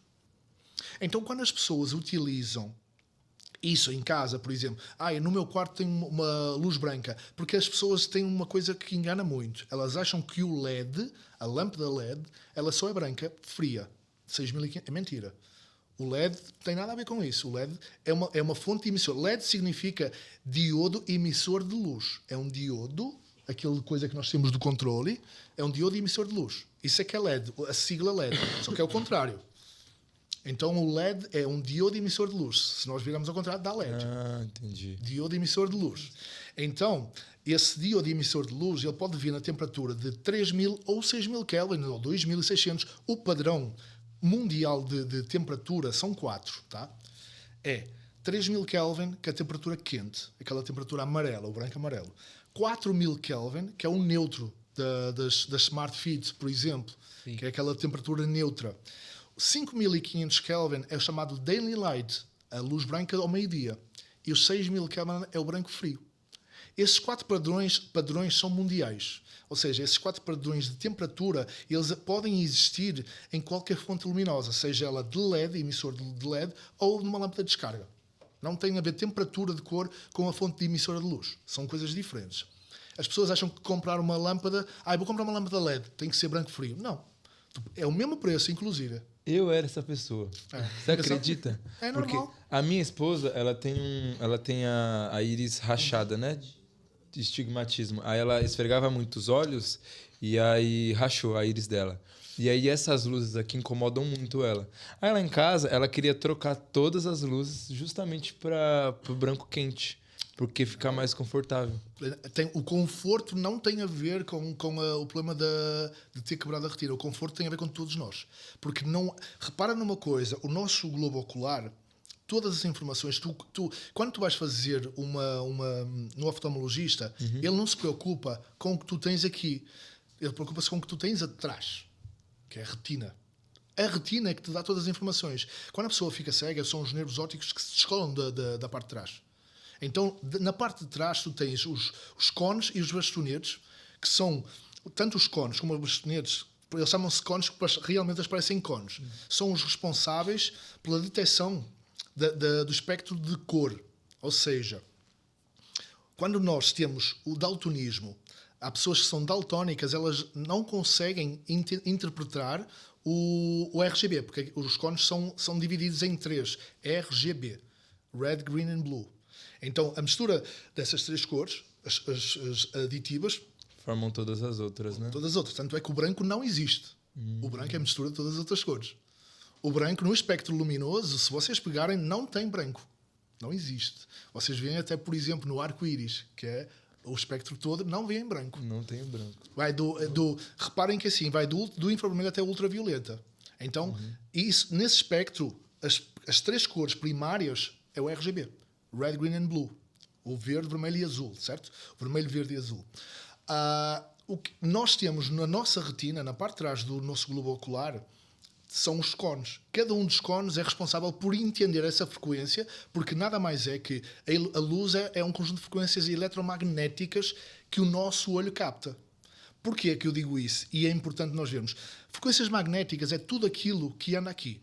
É raios gama, infravermelhos, ultravioletas, frequências rádio, tudo aquilo que circula no ar que tu não vês são frequências eletromagnéticas. O som ele propaga-se no ar por causa disso. O som, a luz, etc. Só que no nosso globo ocular, a nossa visão humana, ela tem uma limitação de espectro. Ela só vê uma pequena parte do espectro que existe. Porque nós não vemos o infravermelho no ar, nós não vemos o ultravioleta. Mas dos 370 nanómetros até aos 740 nanómetros, estamos a falar de nanômetros, minúsculo espectro, é uma coisinha assim. É o que é que o nosso olho consegue captar. E isso nós estamos a falar de milhões de cores. Um pequeno espectro. Nossa. E aí o que é que acontece? O globo ocular, através da retina, ele consegue detectar essas 3 cores. Tanto é que tem pessoas que têm uma deficiência num dos cones, ou no R, ou no G, ou no B, e o que é que acontece? Ela não consegue distinguir o azul do verde. Ela não vê preto e branco, a não ser que ela não tenha os 3 cones, mas é assim, ela consegue, eu consigo ver o vermelho, só que eu não consigo distinguir o azul do roxo. Que ela tem uma deficiência no blue, ou seja, por causa dos cones. Já os bastonetes também existem na retina, são responsáveis por quê? Por a tua visão periférica e pela a tua intensidade de luz. Como é que eu falo isso? Se repararam que os felinos, eles conseguem ver muito melhor do que nós à noite, só que quando tu olhas para um felino, ele até, parece que durante, se fizeres filmagem, ele fica com o olho vermelho. Sim.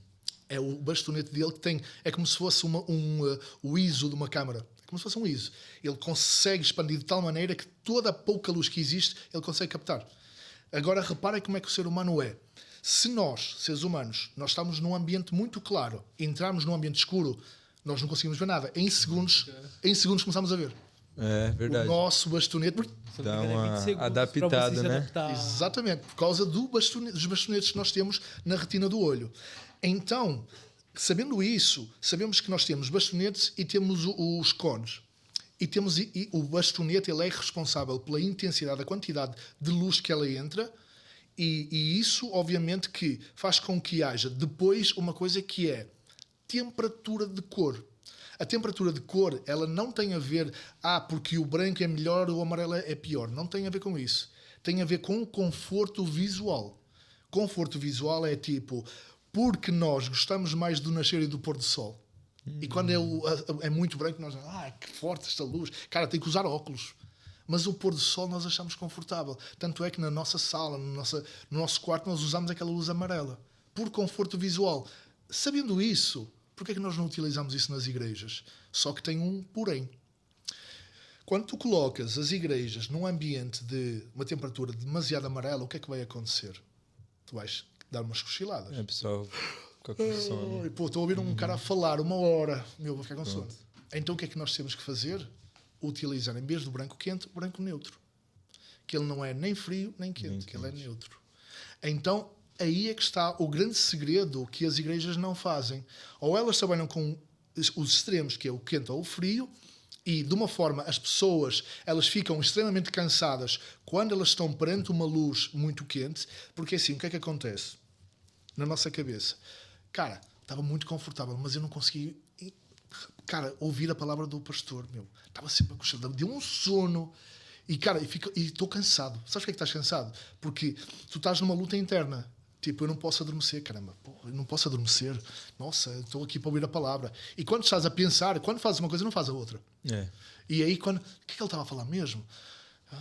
Não posso adormecer. Ele já está a falar. Ou seja, tu sais daquele momento, daquele culto, extremamente cansado, não ouviste a palavra, porque estás numa luta interna para não adormecer. Se for extremamente frio, é o contrário. Tu ficas, cara, que desagradável que está aqui, nossa. Cara, eu precisava de relaxar um pouco. Esses momentos, por exemplo, em que o homem se liberta no momento da adoração para poder chorar. Algum homem consegue chorar se for muito disposto? Não consegue. Não. Quando tiver muita luz, não, eu não vou chorar. Pô, o pessoal vai olhar para mim a chorar, nossa. É mais homem que é mais... Principalmente os homens, né? Então, a luz, olha como é que a importância da luz tem num momento de culto. A dinâmica que tu podes usar através de temperatura, através de o significado das cores. Porquê? Porque tanto o significado como a temperatura, eles são fundamentais. Intensidades são fundamentais. Se tu pões, por exemplo, blackout, não se usa a igreja. Porquê? O blackout não se usa a igreja porque ele coloca-te numa posição para pessoas que sofrem de doenças tipo claustrofobia.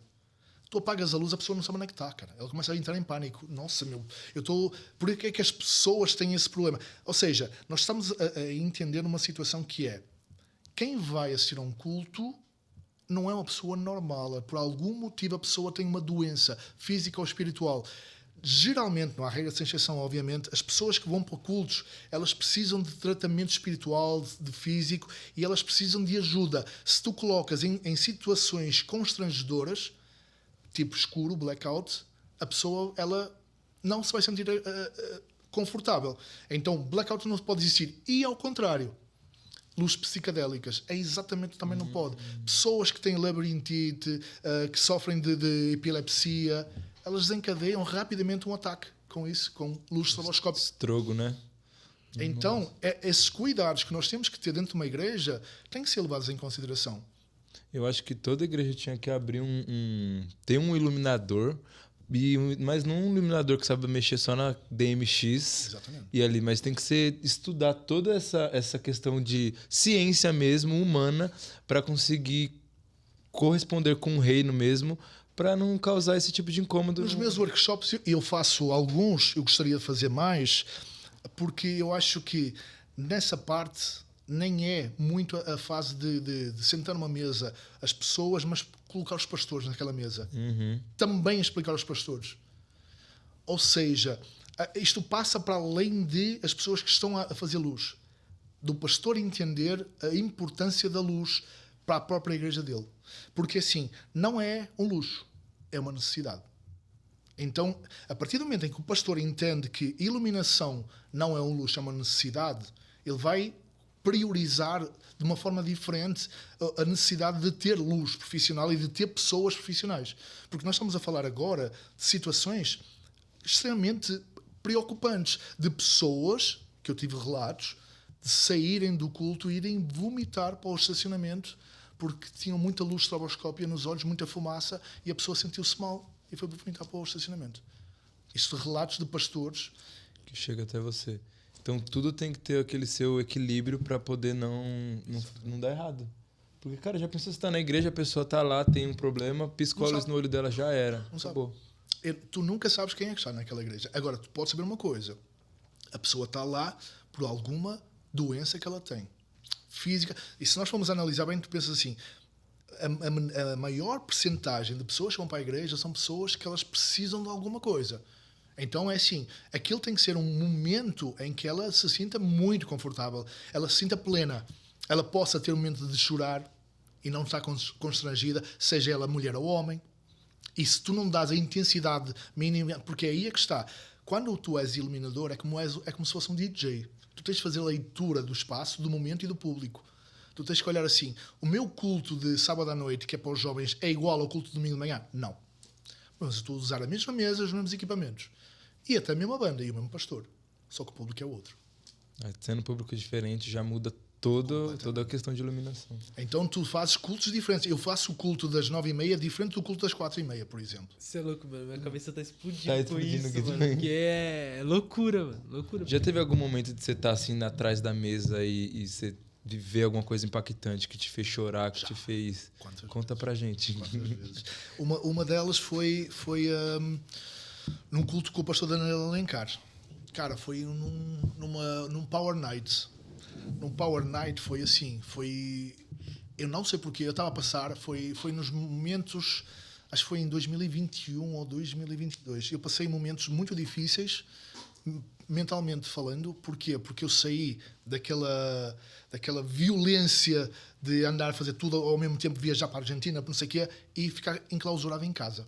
Sozinho, porque a minha esposa ainda conseguia ir fazer trabalho, porque a minha esposa é gerente da boticária, e ainda conseguia ir para a loja com as portas fechadas e conseguia trabalhar. E eu ficava a assistir a TV, o canal de notícias, e ver pessoas a morrer. Cara, sozinho, assim, tipo o dia todo. E eu comecei... Isso na pandemia? Sim, na pandemia. Cara, imagina, eu fazia tudo isso que eu vos falei. Eu não tinha um dia de descanso. Tipo, imagina, a minha vida era tipo 200 km por hora.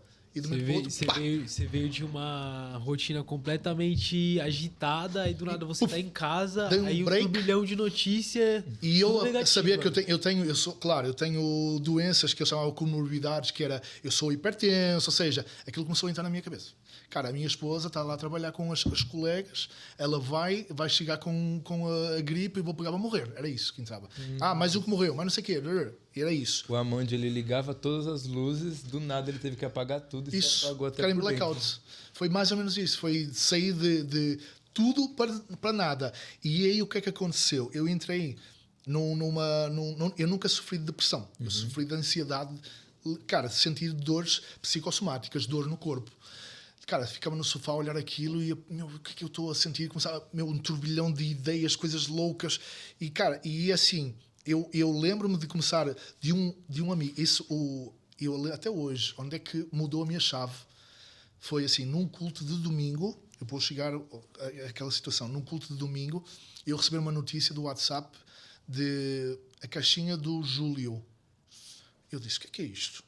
Júlio, não sei o que, eu olhei. Era um amigo meu, de iluminação, que estava com câncer. Um câncer nos pulmões e no cérebro. Ele faleceu, inclusive. Cara, e aquilo, não sei porquê, assim, nós éramos amigos, mas não éramos amigos íntimos, éramos assim, pessoas que nos víamos, eu gostava muito dele, era uma pessoa muito agradável, mas aquilo só foi aquela mudança de chave. Naquele dia tudo mudou na minha vida. Assim, eu comecei a sentir o meu braço dormente, eu comecei a sentir dores, ali, era um domingo de manhã. Cara, tudo mudou, a chave virou e eu pensei assim, foi quando o copo transbordou. Cara, eu mudei completamente, eu comecei a ficar depressivo, assim, de tristeza, de, cara, ficar ansioso, de não saber o meu dia da manhã. E o que é que acontece? Eu estava a entrar, assim, numa espiral descendente muito, muito grave, porque eu já não queria comer, estava dessa onda, assim. E lembro-me que num dos cultos, num Power Night com o pastor Daniel Alencar, ele começou a pregar e eu lembro-me de estar, assim, só a ouvir a palavra dele, parece que tudo em volta tinha desaparecido. Parecia que havia só um túnel entre eu e ele, e a palavra dele estava a falar diretamente para mim.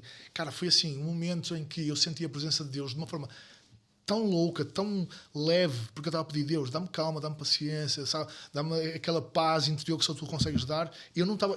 O pior de uma pessoa ansiosa é ela viver completamente agitada.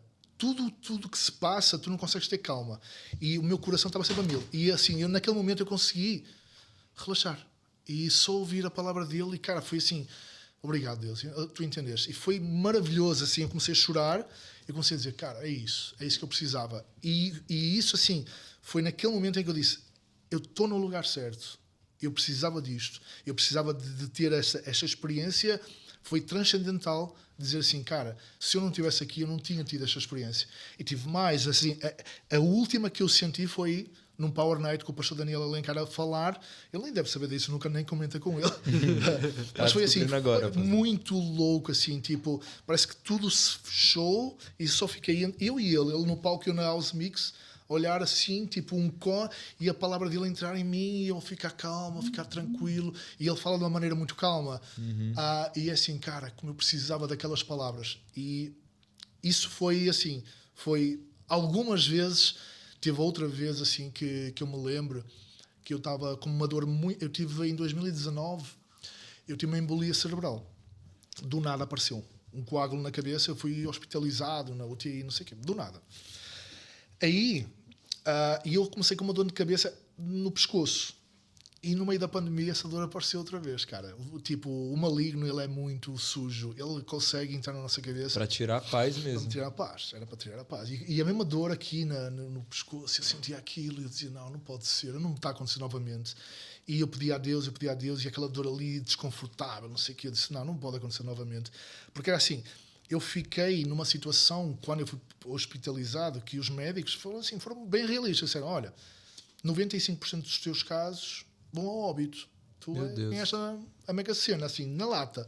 E eu, caraca, que bom, hein? Obrigado pela notícia. Vai me acalmar bastante. Pancada, tipo, imagina, eu fiquei 15 a 20 dias, não lembro quanto tempo, em máquinas, tipo, eu não podia ir no banheiro, cara, não podia sair da maca, tipo, tinha que fazer tudo, uma coisa, assim, do nada. Então, assim, é muito louco como é que Deus começou a falar, tipo, se eu disser assim, eu sinto muito a presença do Espírito Santo, é mentira. Eu não sei falar línguas, eu já senti várias vezes aquele sentimento de chorar e rir ao mesmo tempo, que é a presença do Espírito Santo, mas assim, é uma coisa que eu não digo, não, quando eu quero, eu ligo o botão. Não é. Eu não vou dizer, porque eu estou sempre na igreja, não tenho isso. Infelizmente ainda não tenho isso, de ter esse autodomínio, de poder sentir, mas já senti várias vezes aquilo e dizer, não tem como. E essa de dor de pescoço, eu estava a falar com Deus a dizer, Deus, porque eu ia para o hospital e eu disse, se não for, tira uma dor de cabeça, porque eu estava a dizer, se continuar mais 10 minutos eu vou para o hospital. E tanto foi que assim, ele tirou-me, foi assim, inacreditável. Eu acordei com aquela dor no pescoço e eu estava sozinho durante a pandemia, com aquela dor ali. Eu estava no sofá deitado, a minha esposa tinha saído, eu estava sozinho, era tipo umas 2, 3 da tarde, eu pensei, eu vou ligar para ela para dizer que eu vou para o hospital, porque eu vou ter que fazer uma tomografia. E eu comecei a rezar, e assim, e quando disse, Deus, se for verdade, tira. E eu disse, não, assim é demais, assim tu estás a falar comigo. Calma lá. Eu me assustei agora. Pô, eu estou há 5 ou 6 horas com aquela dor, eu faço isso, ele tirou assim, tipo, tá aqui, tirou assim, do nada, tipo, hã? Cara, eu disse, ok, já entendi. Essas mensagens, elas parecem que são insignificantes, mas elas para nós, elas são tão fortes, são poderosas, porque assim, uma coisa é tu dizes, no outro dia parou de... Não, foi assim, na hora. Tipo, estava desde as 8 da manhã até às 4. Você orou e Deus saiu, respondeu na hora. tirou, na hora, tipo, aquela dor desapareceu. Eu disse, não acredito. Tipo, putz, é muito louco. Ou seja, eu passei de uma pessoa que era quase ateu para uma pessoa que, assim, que eu acredito com certeza na presença de Deus e, assim, não tem como não existir. Agora, para mim, pode vir o maior cientista e dizer que, beleza, pode dizer o que ele disser. Pode vir com todas as provas científicas que eu vou dizer. Eu sei o que eu sinto. Porque é bom você ter esse contato, né? Ele estava falando de quando ele viu o pastor no Power Night. Power Night é o culto dos jovens, adolescentes lá na Pai. As sextas-feiras, não todas, é uma vez por mês. É um momento de adoração que acontece às sextas-feiras. E detalhe, ele estava na mesa operando e Deus operou. É uma tecla que eu e o Matheus bate muito. A gente mexe com mídia, já mexe com mídia há algum tempo. Pessoal, vocês têm que entender que você está servindo a igreja, está servindo o corpo de Cristo. Mas você tem que cultuar também. Claro. Né? Claro. E assim, queria até te perguntar, você falou que, tipo, de sentir a presença do Espírito Santo, você acha que quando você tá ali, tipo, servindo na mesa, atenta à questão de iluminação, você acha que isso te atrapalha em questão de... Muito. Eu tenho que cultuar, mas eu tenho que prestar atenção no que tá acontecendo na pregação para me jogar uma luz diferente. Com certeza. É assim, não vamos agora embelezar, enfeitar o pavão. A realidade é esta. Tanto é que nós temos cultos mensais para a staff por causa disso. Ou seja, o que é que acontece? Quando tu estás extremamente atento ao que estás a fazer, dedicado, tu és uma máquina de trabalho. Tu não consegues espiritualizar nada. Tu estás ali atento ao que tens que fazer. Então, o que é que nós podemos fazer? Por exemplo, no meu caso, nós temos 7 cultos, não é? Por domingo. E assim, eu faço cultos em que tem o streaming, e todos os outros cultos é o meu assistente que está lá. Quando isso acontece, em que eu deixo o assistente a fazer, aí sim, eu posso e devo, não preciso nem descer. Estou lá e consigo orar, consigo estar naquele ambiente, porque eu estou na mesma vibe, não é? Vamos chamar vibe, é isso? Vibe, mas assim, eu não estou preocupado com o que está acontecendo com a luz. Eu estou ali, sou mais um membro. Você consegue desligar. Exatamente. Consigo, agora está lá, sumiu. Cara, é a mesma coisa que estás a pilotar um avião e dizer, agora eu vou orar. Não, tens de pilotar um avião, tem que acontecer. Tipo, é isso. Agora... Aqui, por isso mesmo é que eu achei muito estranho, porque eu estava naquele momento a operar e aquilo, eu pedi tanto a Deus e aquilo aconteceu. No momento da operação, que é muito estranho. O pastor Abel diz assim, nos cultos que vocês deixam, venham para o meio da nave, cultuem connosco, nas segundas-feiras de staff, ele pede, nós temos isso, é muito legal, é um culto interno só para nós. Começa às 6 até às 7h30. É um culto interno, não é aberto para ninguém. Então nós vamos para lá, podemos estar descalços, estamos ali tudo apagado. Nós criamos um ambiente, o Fanuel, o pastor Daniel, são uma pessoa a tocar músicas de louvor, e nós andamos ali, sentamos, choramos. Cara, criamos aquele ambiente de adoração. Isso é muito legal. É feito para pessoas da igreja, lá dos nossos. Meu Deus, que lindo. Acho da hora. Tipo assim, é um culto especificamente para quem está servindo.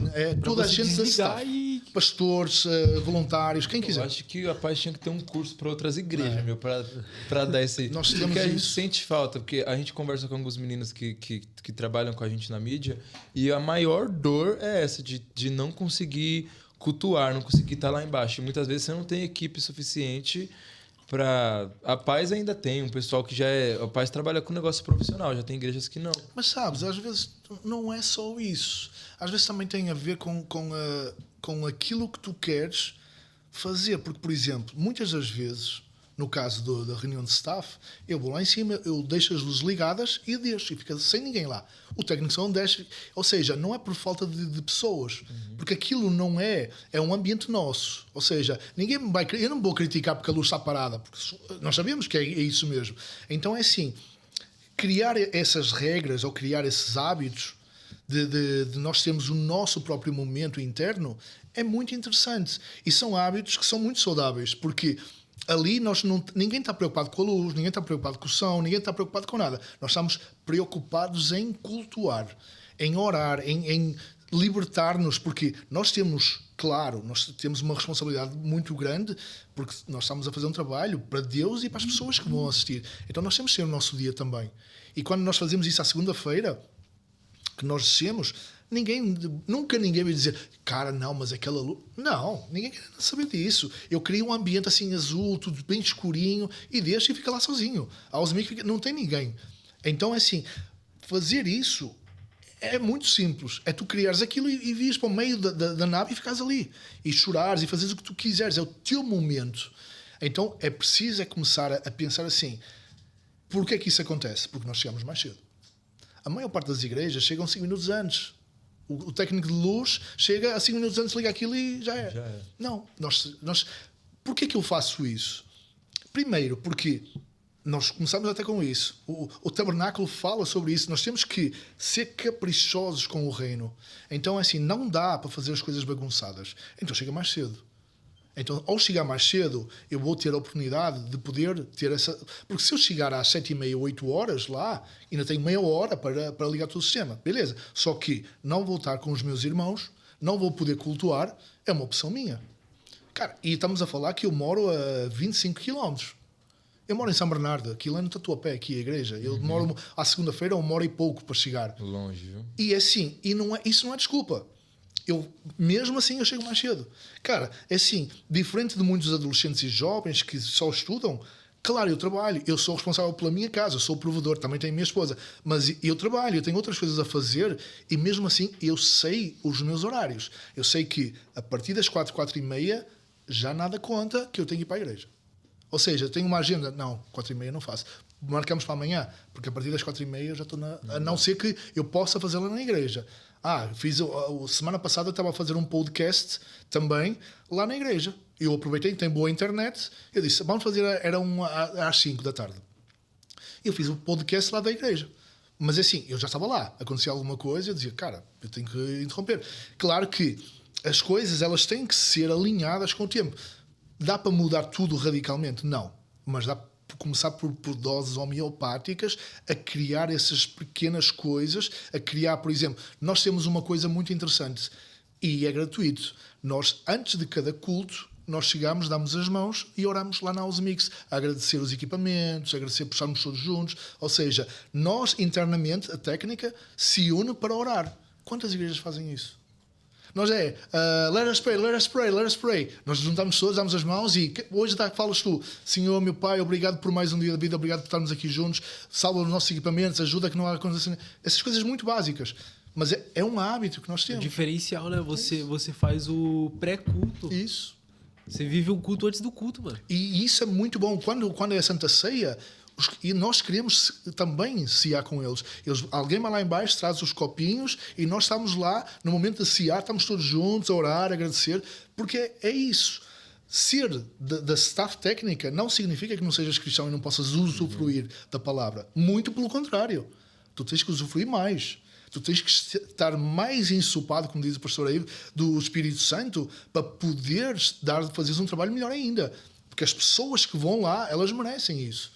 Então é assim, se eu não estou com o Espírito Santo dentro de mim, gente, então eu estou a ser um ator. Até porque assim, você transmite aquilo que você está sentindo através da luz, por exemplo. Quem está no som transmite aquilo que está sentindo através do som. Com certeza. Então se a pessoa está ali cheia do Espírito Santo, calma aí, nossa, eu tô sentindo isso, eu vou colocar tal luz porque vai incentivar mais a pessoa a estar ali. Eu sempre falo assim, ó, quem quer aprender comigo, eu digo assim, nós temos o caminho mais fácil e o caminho mais difícil. Eu vou-te explicar o caminho mais difícil. Depois o mais fácil tu levas. É assim, fazer luz é criar uma pintura. Tu não vais ter nada assim no time code, no dedo code, no QList, tu vais fazer tudo na mão. Mas é mais difícil. Exatamente por isso. Porque aí eu tenho a liberdade de eu poder explorar da forma... Como é que nós funcionamos? Nós temos a mesa com os faders massas programados já. Tipo, se eu levantar um fader, acendo todos os moving lights em default... Mas eu tenho todos os presets na mão, em que se eu quero público, ele vai para o público, eu escolho, eu tenho um momento de que eu decido a cor que eu quero, etc. Está tudo na mão, assim. Clicas e ela faz. Eu não tenho nada gravado previamente. Não porque eu não queira. Não porque eu não quero, não. Não porque eu não saiba, é porque eu não quero. Porque eu quero, assim, exatamente aquilo que estavas a dizer. Eu quero explorar o sentimento que eu estou a sentir. E quando eu estou a pintar a luz... Eu quero sentir o que eu estou a fazer. Então, se eu olho e vejo que é um momento da duração em que a luz precisa estar no público, eu coloco, ela vai em 20 segundos para o público lentamente, ela passa. Quando eu vejo que já chega, eu volto outra vez, eu mando para... Ou seja, é eu sentir o que é que o público está a sentir lá em baixo. Então, se eu faço uma coisa muito mecânica, muito time code, eu deixei de ter isso. Eu deixei de ter esse controle, esse poder na mão de poder pintar o desenho que eu estou a sentir. Então, muitas das vezes, assim, o que eu peço, vamos seguir a base, que a base nós temos que seguir, que é o background. O background é tipo, é azul. Beleza. Porquê que é azul? Porque a música fala de céu. Beleza. Então, combinamos que o background é azul, o painel e as luzes são azuis, a básica. Tá, mas a partir de agora, todo o resto, já temos montado o background, nós podemos criar.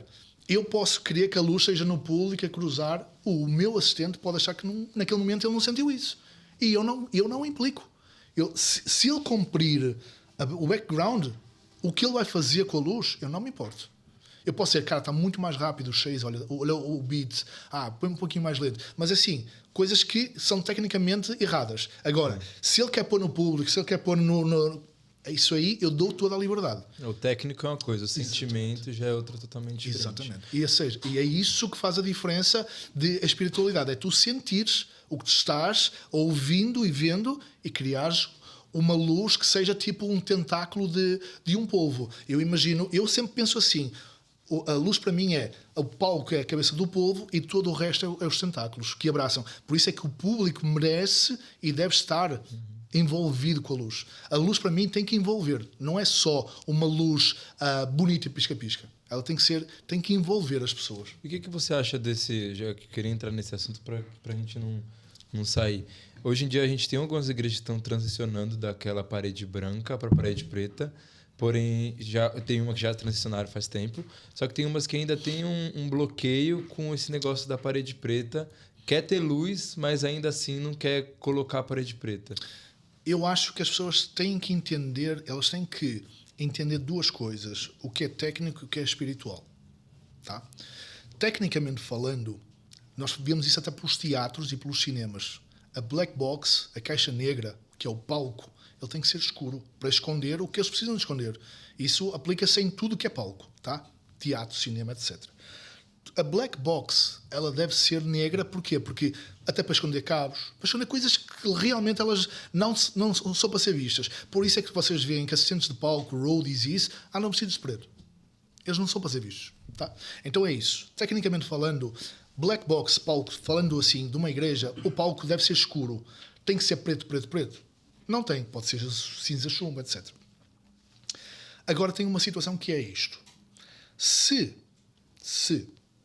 eu tenho todo o poder da luz na minha mão, que eu sou iluminador e eu posso querer que haja uma dinâmica em que eu quero escurecer tudo de penumbra para que haja aquele momento de adoração que nós estávamos a falar, que é o homem poder chorar sem ser visto.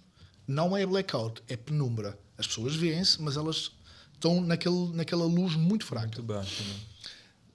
Isso aí não acontece com paredes brancas, porque existe muita refletância. Nós sabemos disso. É tão simples pegares num lençol e colocares o lençol perto de uma luz que tu vais ver que reflete muito mais e tiras o lençol e a luz chama-se refletâncias. Agora, tem uma coisa que é muito importante. Só é aceitável e aconselhável utilizar, tipo, escurecer as igrejas se elas têm equipamento de luz suficiente. Caso contrário, não. Porque aí tu vais criar um ambiente extremamente escuro e desagradável, vai virar uma balada. Não é essa a lógica. Sim. A lógica é assim, eu quando fiz um vídeo uma vez com o Sérgio Marques, eu estava a explicar criação isso. Tática, né? É isso mesmo. Eu estava a explicar que assim, tecnicamente falando, nós precisamos de entender que assim, quando tu tens equipamentos suficientes, tu sabes o que estás a fazer, é muito melhor tu teres um ambiente escuro. Tu tens a dinâmica toda, tu aumentas, tu diminuis, tu dás mais, mas é assim, primeiro tens de saber o que estás a fazer. Não é qualquer pessoa que sabe. Segundo, tu tens de ter bons equipamentos. Caso não tenhas, não faças. Agora, qual é melhor? Se não tiver equipamento e se não souber o que eu estou a fazer, o que é melhor fazer? Manter as paredes brancas. Se eu não tenho... pelo menos eu crio um ambiente clean. Eu crio um ambiente que é um ambiente aceitável para a proposta que é uma igreja. Então, assim, é preferível, se não tem equipamento e se não tenho técnicos profissionais suficientes, manter uma igreja clara do que uma igreja escura. Agora, se tens um bom profissional, se tens bons equipamentos, obviamente que é preferível uma parede escura para que tu tenhas essa dinâmica e trabalhes sobre essa dinâmica, que também é muito importante também falar. Tu nunca abandonas o teu posto. O iluminador, eu estou lá desde as 8 da manhã até 10 da noite. Só que se eu saio para ir no banheiro, alguém me substitui. Se eu vou tomar café, alguém fica lá. Então é assim, esse é o diferencial. Quando tu entendes a importância que tu estás a fazer, porque isso também é tu entenderes a tua missão. Tu não abandonas o teu posto. Então é assim, a pessoa bate palmas e eu aumento a luz do público. Fica tudo claro. Elas param as palmas e eu baixo outra vez. E isso é importante. São esses jogos de dinâmica que quem está na luz, ele não pode estar a dormir em serviço, não pode estar ali a... Não. E isso não se vê em qualquer igreja. É chato? É chato. Tu ficas ali atento o tempo todo. Mas é isso. Mas tem que ter essa expertise, né?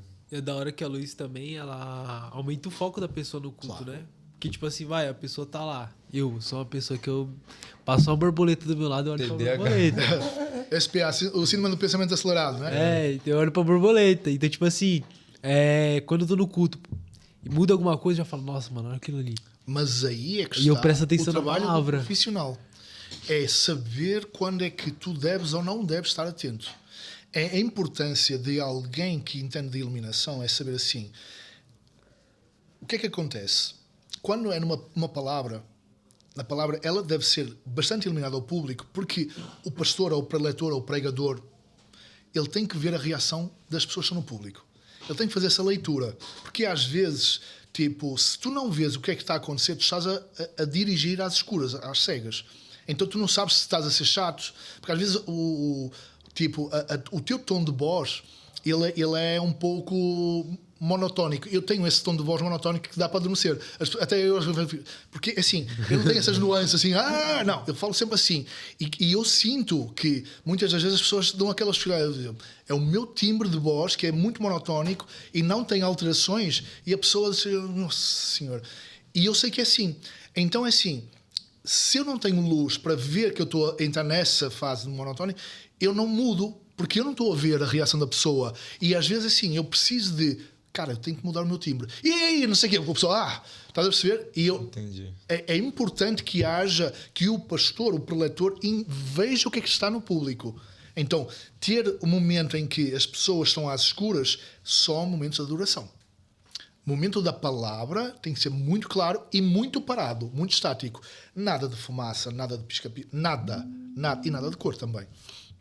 Então é muito importante que se entenda todas as características do culto, desde o início até ao fim. Desde utilizarmos a luz, que é a identidade visual da igreja, no início. Terminar com a identidade visual para que a pessoa se recorde, a pessoa saiu do culto, tira uma foto. Se ela tirar na Paz Church, eu vou saber que é lá. Porque é azul e branco, cara. Se vocês entram, vocês veem azul e branco. Vocês veem, são mensagens subliminares que vocês sempre vão ver. Vocês entram na nave, é azul e branco. E isso é importante. É tu saberes como é que tu lidas. Claro que é assim, eu tenho 34 anos de iluminação. Não posso pedir de alguém que está a começar. Porque são muitos detalhes, é muita informação, é muita coisa que eu aprendi ao longo do tempo. Que agora aplicando, por isso é que os meus projetos, graças a Deus, não dão erro. Porque é exatamente isso. Eu aplico aquilo que eu aprendi durante 34 anos. Você acha que durante na Paz Church a gente percebeu alguma coisa assim? Não sei se mas a gente olhou que cada momento do culto tem tipo sua cor. A gente chega lá, tá realmente azul. Só que no momento da oferta, às vezes tá verde. Sempre verde. Como que é essa questão desse... Psicologia das cores. Psicologia das Exatamente. Todas as cores têm um significado. E nós utilizamos isso, aí é que está. Tu, quando sabes a teoria, a psicologia das cores, sabes quando e deves utilizá-las. O que é que o verde significa? Tem duas informações que são muito importantes. Uma delas é verde é a cor da esperança. Quando tu ofertas, tu estás a ofertar à espera que tu vais ganhar algo em troca. Certo? Tu não dás por dar. Pensa assim, nós temos que pensar de uma forma prática. Quando tu estás a ofertar algo, tu não estás a pensar, estou a dar. Não, tu sabes que lá no fundo Deus está a ver e cara vai-te abençoar por isso. Então tu queres algo em troca, tu tens esperança de ter algo em troca. Isto é assim, nós seres humanos, nós temos isso. O altruísmo para mim é muito palavra de dicionário. Altruísmo puro, que é aquilo que Jesus falava, tipo, quando uma mão dá a outra não pode ver, não sei o quê. Ou seja, isso não existe. Nós humanos, nós sempre, lá no fundo, temos a esperança que se tem alguma coisa de regresso. Então é esperança. Número 1. Verde é a cor da esperança. Porquê que o dólar é verde? The color of the money. É exatamente por causa disso. A cor do dinheiro. A cor do dinheiro. Então, tudo que remete a dinheiro, nós temos que informar que é o momento. Não é, eu não estou com isso a tentar levar as pessoas a... Não é isso. É tipo, tu tens os momentos, por exemplo, porque é que na Santa Ceia é tudo vermelho? E sempre é. E um dia que tu vejas um culto em que tenha vermelho, tu dizes, é momento de Santa Ceia lá. Eu só uso vermelho. Sim, 99% é só o vermelho no culto de Santa Ceia, que é uma vez por mês. Primeiro domingo de cada mês. E a última música, do sangue. Então azul remete a céu, ao mar. O amarelo a sol. Ou seja, isto, estudando a psicologia das cores, nós utilizamos, e mais do que isso, para além de nós utilizarmos, nós temos um grupo de trabalho, não é, de mídia, em que os backgrounds batem com isso. Porque nós ouvimos a música, nós vemos o título da música, de louvor, e utilizamos o título como nosso padrão para a cor que vamos usar. Então, por exemplo, fala de amor e vai cantar a Gianni Moraes, nós pomos um rosa. Então é assim, não é só... As coisas não são utilizadas de uma forma aleatória. É tudo muito organizado, é muito previsto, é feito... É tipo, no grupo já temos informação de background, a letra das músicas, o link do YouTube, quem vai cantar, qual é a banda, quem é o... Tudo. Ou seja, tudo é muito estudado. E as pessoas, quando veem aquilo, dizem, não, o cara chegou aqui... Não. O nosso trabalho é constante. É da hora que, assim, vocês criam uma experiência não só...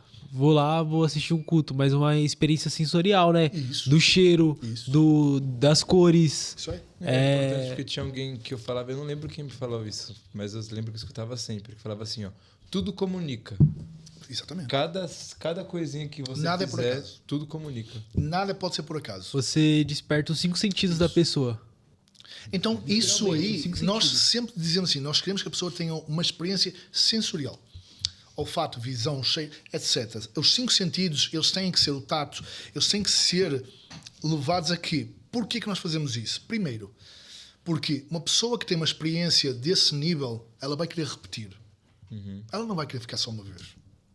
E mais do que isso, quando tu tens uma experiência dessas, tu sempre queres levar alguém contigo. Então, repara nisso, nunca nos foi dado essa informação pelo pastor. Não é uma coisa mecânica, não é uma coisa que os pastores...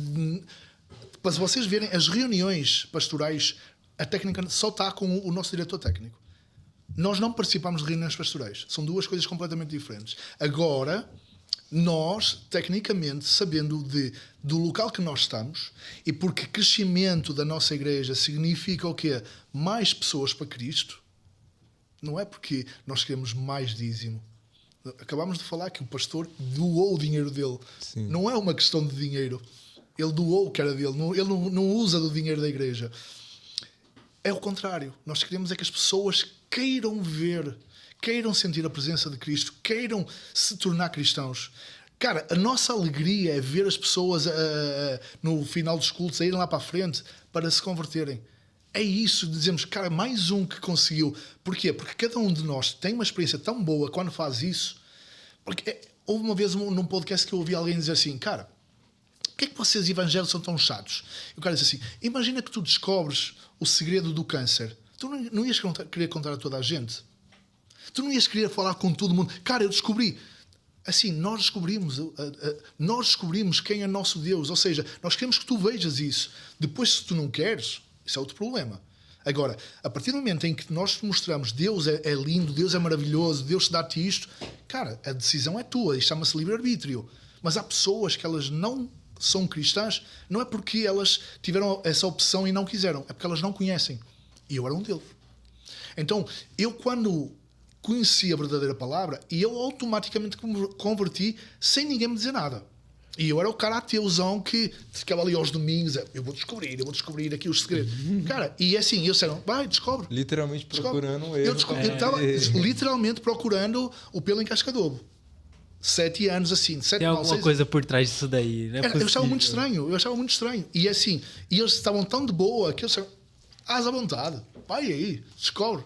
Eu acho legal quando eu era... Minha mãe sempre falava... Meu pai e minha mãe sempre falavam uma coisa. Você conhece a árvore pelos frutos. Isso aí. Então aí, vamos falar de Paz Church. O Amund é um fruto da verdade da Paz Church. E aí a gente vê que é uma igreja, uma das poucas igrejas que tem 7 cultos no domingo.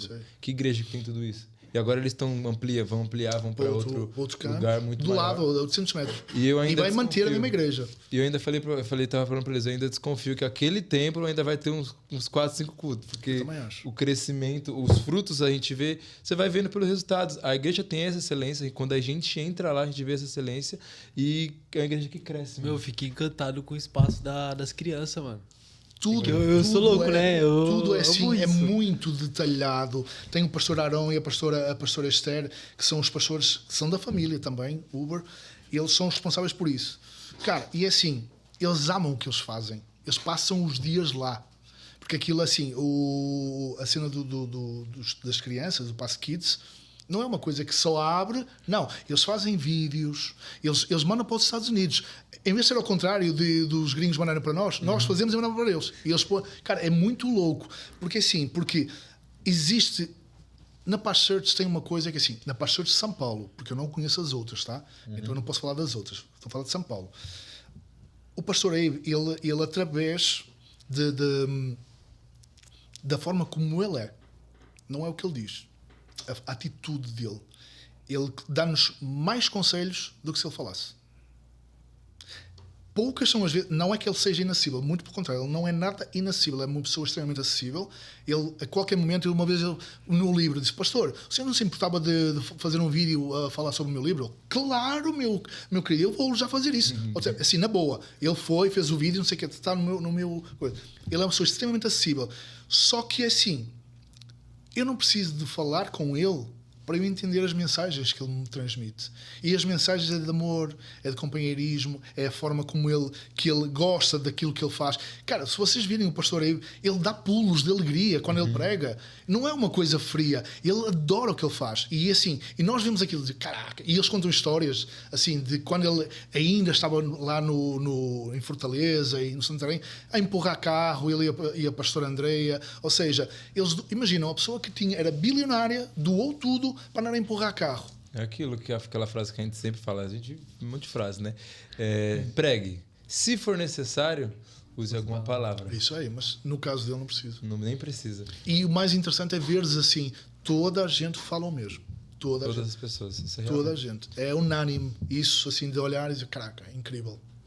Agora a gente partindo para os finalmente, infelizmente, tinha 10 mil perguntas. Triste, é triste. Eu falo muito. Capaz a gente tem que fazer parte 2. Vamos Com lá. certeza, Com certeza. Temos que fazer lá na Paz Church a próxima. Já pensou? Isso. Toma, tá combinado. Se Jesus hoje fosse um diretor de palco, um light designer, como que você acha que ele... Ele é, você vê, a gente vê. Como que você acha que ele iluminaria um culto? Olha, ele é o melhor light designer de todos os tempos. E eu, coitado de mim, quem sou eu na fila de pão, a ver isso. Jesus, Deus, não é? Ele mostrou que tudo o que ele faz é com tanto capricho, com tanta mestria, que até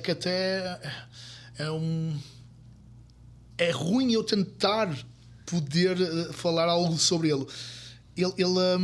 Eu acho que a primeira coisa que ele faria era simplesmente tirar o teto das igrejas. Uou. Ele tirava o teto das igrejas e deixava que as pessoas pudessem ser iluminadas pelas estrelas ou então pelo sol. Porque a sua luz, a luz que é emitida pelo sol é incrível. Só isso, assim, tu sentires o calor do sol quando ele bate na cara de manhã cedo ou no final da tarde, ou então tu olhares um céu estrelado, é assim, é uma obra magnífica que nem com 1 milhão de moving lights com globos de bolinhas eu iria conseguir fazer isso. Então eu acho que assim, ele faria assim, cara, deixa só fazer isto, que tirava o teto e dizia, agora eu vou fazer a minha luz. Meu Deus, eu esperava todas as respostas do mundo. Nossa, cara, que eu acho que mano. é incrível. E ele quando ele faz algo assim transcendental, tipo ele colocar uma aurora boreal para nós olharmos e dizer, meu Deus, que deslumbrante que é. Tipo, não preciso da RGB dos moving lights, eu estou a ver agora.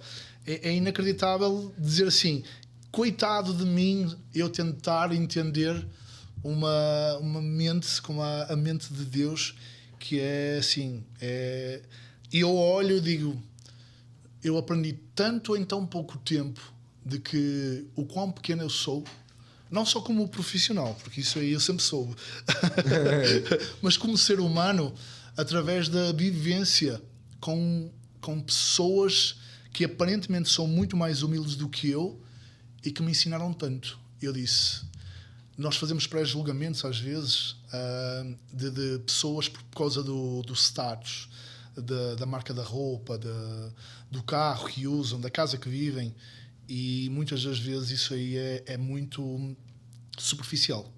Eu quando conheço pessoas dentro da igreja, que eu tenho a hipótese de olhar e de conversar, eu penso, cara, como eu sou uma pessoa ainda tão ingênua, tão naivo, ainda preciso de crescer tanto para entender que a verdadeira beleza não está naquilo que tu adquires, mas naquilo que Deus é.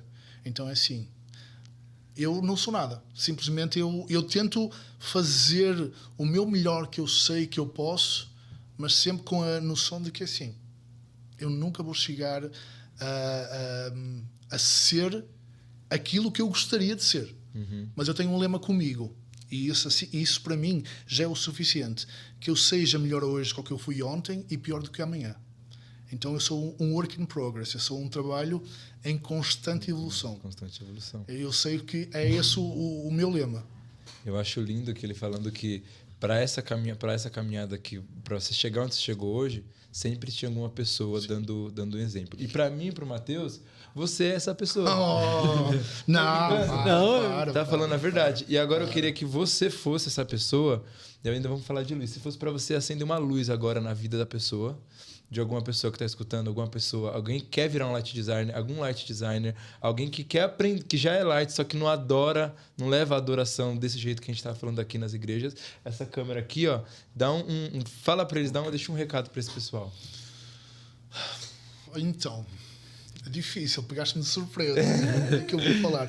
Mas o que eu digo é que assim, se tu realmente queres ser um light designer, estuda e não tenhas preguiça.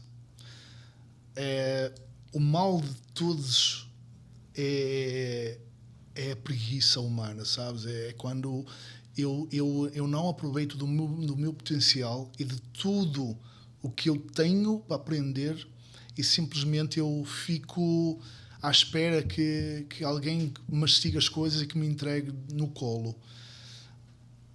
O segredo do sucesso sempre parte do princípio que nada é grátis e assim, a conta sempre chega, mas para isso tu tens de trabalhar muito. Eu, se posso estar aqui neste momento, é porque eu trabalhei durante 34 anos, noite e dia, virado às vezes, e assim, tem um preço. E o preço, ele chega para todo mundo. Agora, não percas a esperança, Deus é maravilhoso, e se tu estás a tentar ser iluminador de uma igreja evangélica, bem-vindo. Mais um irmão que eu recebo, e se for por isso, aquilo que eu te puder ajudar, eu vou-te ajudar. Mas a primeira coisa é não ter preguiça de aprender, é estudar muito. E é isso que eu digo. Estuda, esse é o único caminho que eu conheço para o sucesso. É o trabalho e o estudo. Poxa, que episódio, né, cara? Isso é louco. Que incrível. Eu tô triste que tá acabando, mas a gente tá muito grato. Com certeza. Cara, passaram quase 2 horas. Rápido, né? Nossa. Voando. A gente está muito grato. A gente aprendeu muito sobre excelência, sobre luz. Uma história magnífica e linda. A gente quer muito essa parte 2. Muito já. Sim, e é da hora, né? Ver o Amandio além do cara técnico da iluminação. Além mas da o 3. O Amandio é muito mais que isso. O Amandio eu acho que o que me define não é a profissão que eu tenho. E isso eu nunca quero que isso aconteça. Eu para além de eu querer deixar um legado, eu quero deixar saudade como pessoa. E por isso é que eu peço tanto a Deus para me tornar um ser humano melhor. Profissional, sou eu. Eu não peço a Deus para ser melhor profissional, porque isso cabe-me a mim. Isso é assim, Deus faz tudo, mas Ele diz assim, cara, não vou fazer, isso é o teu trabalho. O meu trabalho é me profissionalizar, é estudar mais. Agora, conseguir ter uma empatia pelo próximo, ser às vezes mais paciente, mais calmo, mais compreensivo, aí eu peço ajuda ao Espírito Santo, porque sozinho eu não consigo. E é assim, eu não queria só deixar aquilo, o cara foi um bom iluminador. Eu queria assim, um dia que eu parta para o outro lado, para a glória, eu quero que as pessoas possam dizer, o cara foi gente muito legal. Eu aprendi a ser uma pessoa melhor, não melhor profissional, mas pelas atitudes, que é isso que realmente importa nesta vida. É quem tu és, não é o trabalho que tu tens. Então... Lindo. Amandio, muito obrigado por estar aqui hoje, disponibilizar desse seu tempo para estar com a gente. Isso enriqueceu muito, tanto eu quanto o Matheus, quanto todo mundo que vai assistir. E A gente já marca no essa parte fim. 2 em breve, se Opa, Deus com quiser. certeza. E sempre será um prazer. E vamos, se calhar, um dia fazer lá na igreja. Quem sabe, se vocês certeza, quiserem com fazer certeza. lá, A então gente vamos quer. fazer. Vamos fazer isso acontecer. Porque até vamos pôr na prática muitas da teoria que nós falamos hoje. Se calhar, lá podemos exemplificar na prática aquilo que nós comentamos aqui. Estão convidados desde já. Então vocês esperem essa parte 2, a gente vai correr atrás disso. Com Muito certeza. obrigado por ter assistido até aqui. Não esquece de deixar o seu like, seu comentário aqui. Tenho certeza que o Amand vai olhar, porque ele olha. Claro, olha. Ele olha. Com certeza. Pode ter certeza que ele olha. Ele olha. Sou super atento. Então a gente tá aqui. Semana que vem a gente tá aqui nesse mesmo horário, nesse mesmo canal. Sigam a gente lá nas nossas redes sociais. O do Amand tá aqui também, tá aparecendo na tela. Sigam ele. Vamos buscar conhecer, buscar toda essa excelência que a gente aprendeu aqui hoje. E até a próxima. Até a próxima. É isso. Tchau. Fiquem com Deus. Tchau, tchau.